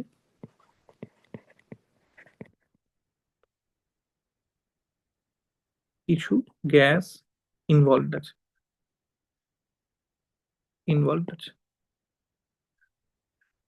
কিছু গ্যাস ইনভলভড আছে। সেটা রিয়াক্ট্যান্ট হিসেবে হতে পারে, সেটা প্রোডাক্ট হিসেবে হতে পারে। তাহলে কি হবে? যদি আমি এরকম করে ধরে নিই, যদি রিয়াক্টেন্টে মানে যারা বিক্রিয়া করছে, বিক্রিয়ক, রিয়াক্টেন্টে টোটাল N1 মোল গ্যাস ইনভলভ থাকে, আর প্রোডাক্টে টোটাল N2 মোল গ্যাস ইনভলভ থাকে, এবং যদি গ্যাসগুলিকে আদর্শ গ্যাস ধরে নিই, তাহলে রিয়াক্ট্যান্টের আয়তন কত হবে? আমরা জানি পিভি ইকুয়ালস টু এনআরটি। তাহলে ভি ইকুয়ালস টু কি হয়ে যাবে? N1 RT by P. Constant temperature pressure হচ্ছে যেখানে টেম্পারেচার টি, প্রেসার পি। তাহলে এটা হচ্ছে আমার ভি ইনিশিয়াল, রিয়াক্ট্যান্ট নিয়ে শুরু করেছি আমি। প্রথম আয়তন মানে ইনিশিয়াল আয়তন রিয়াক্ট্যান্ট গুলোর আয়তন, রিয়াক্ট্যান্ট গুলোর গ্যাসিয়াস ফর্মের আয়তন। যারা যারা গ্যাসে আছে, যারা কঠিন বা তরল আছে তাদেরকে আমি ধরবই না। প্রোডাক্টের আয়তন কি হবে?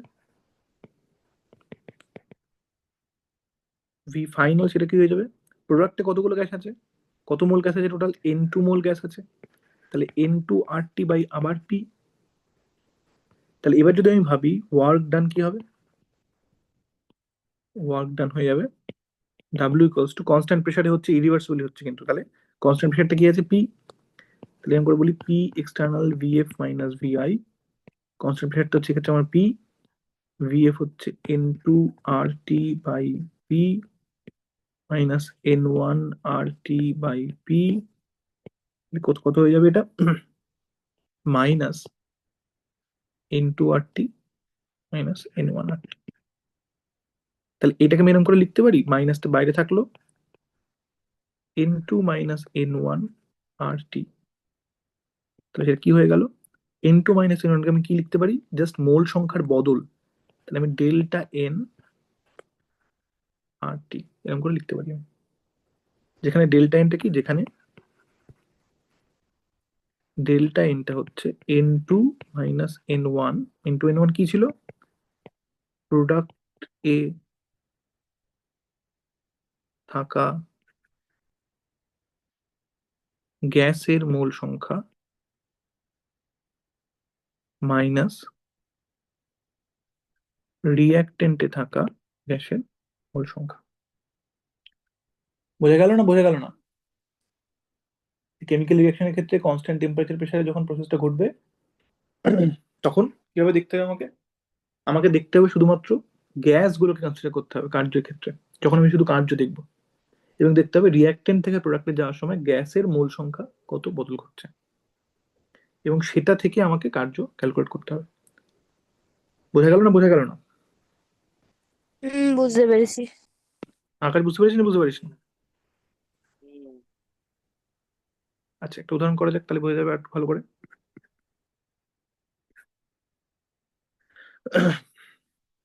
তাহলে ধর একটা রিয়াকশন হচ্ছে, কেমিক্যাল রিয়াকশন হচ্ছে, সেটা কি? সেটা ধর 2A যেটা সলিড, তার সাথে 3B যেটা গ্যাস, প্লাস C যেটা আবার গ্যাস, সেখান থেকে 5D যেটা গ্যাস, প্লাস 2F যেটাও গ্যাস, প্লাস 3G যেটা সলিড। তাই কেমিক্যাল রিয়াকশনটা ঘটছে আমার। তাহলে বেসিক্যালি এ 2A plus 3B plus C থেকে 5D plus 2F plus 3G হচ্ছে। কিছু কিছু গ্যাস আছে, কিছু কিছু সলিড আছে। আচ্ছা, এই জিটাকে আমি লিকুইড ধরছি, লিকুইড। তাহলে প্রশ্ন হচ্ছে, এক্ষেত্রে কি রিয়াক্ট্যান্টের প্রোডাক্টটা সবাই সলিড বা লিকুইড? না। গ্যাস কি আছে? আছে। এগুলো গ্যাস। তাহলে এক্ষেত্রে কার্য ক্যালকুলেট করা যাবে, নন জিরো হতে পারে কার্য। তাহলে এখানে রিয়াক্ট্যান্টের টোটাল গ্যাসের মোল সংখ্যা কত? রিয়াক্ট্যান্টে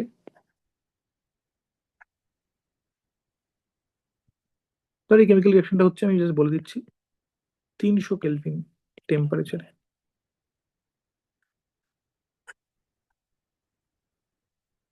তাহলে রিয়াক্ট্যান্টের টোটাল গ্যাসের মোল সংখ্যা কত?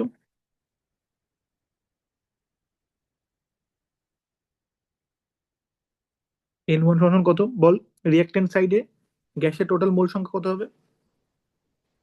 রিয়াক্ট্যান্টে কোনগুলো গ্যাস?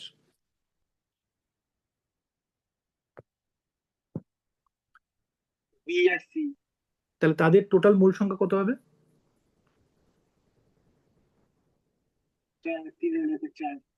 4। আর প্রোডাক্টে গ্যাসের মোল সংখ্যা কত হবে, যেটা তানিশা বল দেখি। প্রোডাক্টে কাটা কাটা গ্যাস?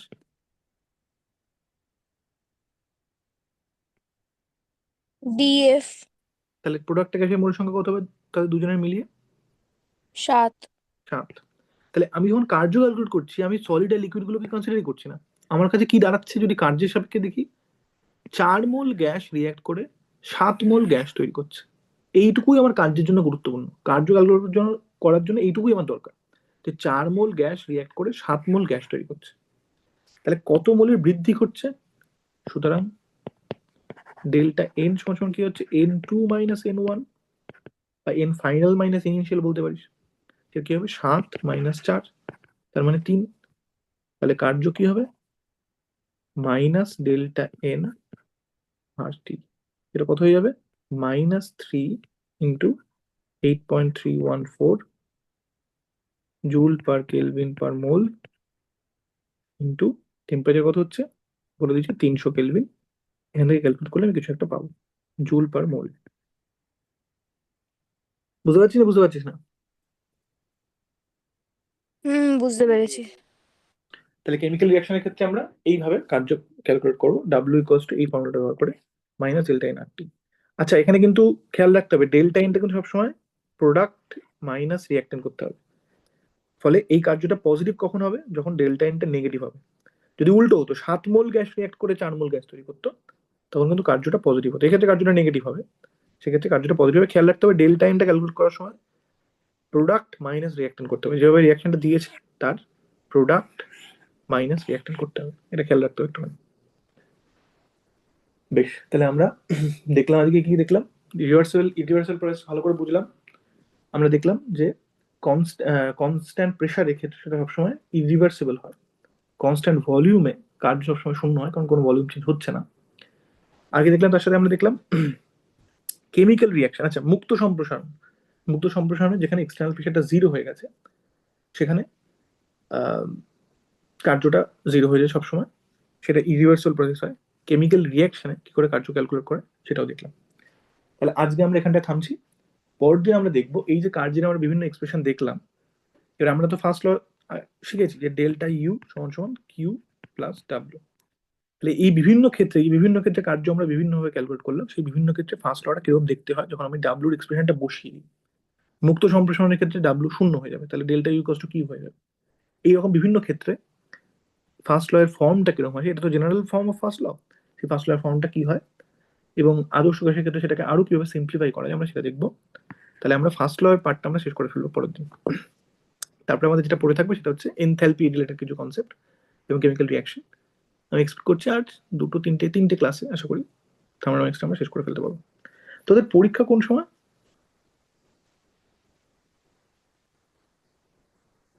ফেব্রুয়ারি বোধ হয়। বেশ, এই কাইনেটিক্সটা কতটা করা যায়, তিনটে ক্লাস যদি হয় তার মানে জানুয়ারি মাঝামাঝি থার্মোডাইনামিক্স শেষ হয়ে যাবে। হুম, ঠিক আছে, দেখছি আমরা। ঠিক আছে, আপাতত আমরা যেখানে শেষ করছি নাকি আজকে, মানে আমি চাইলে আরো 10-15 মিনিট পড়াতে পারি, তোরা কি চাইছিস বল, মানে যদি সেটা করে তাহলে করা যেতে পারে, নইলে তাহলে আর একটু খানিকটা এগিয়ে দেওয়া যাবে, নাকি এই অবধি ঠিক আছে, নাকি বেশি কমপ্লিকেটেড হচ্ছে আজকে?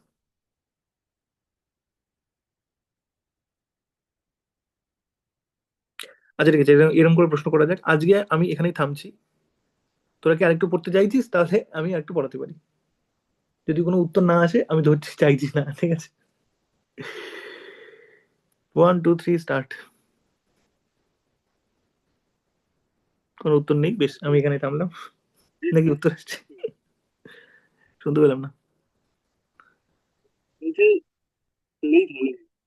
তোর কথা, কিচ্ছু হয় না।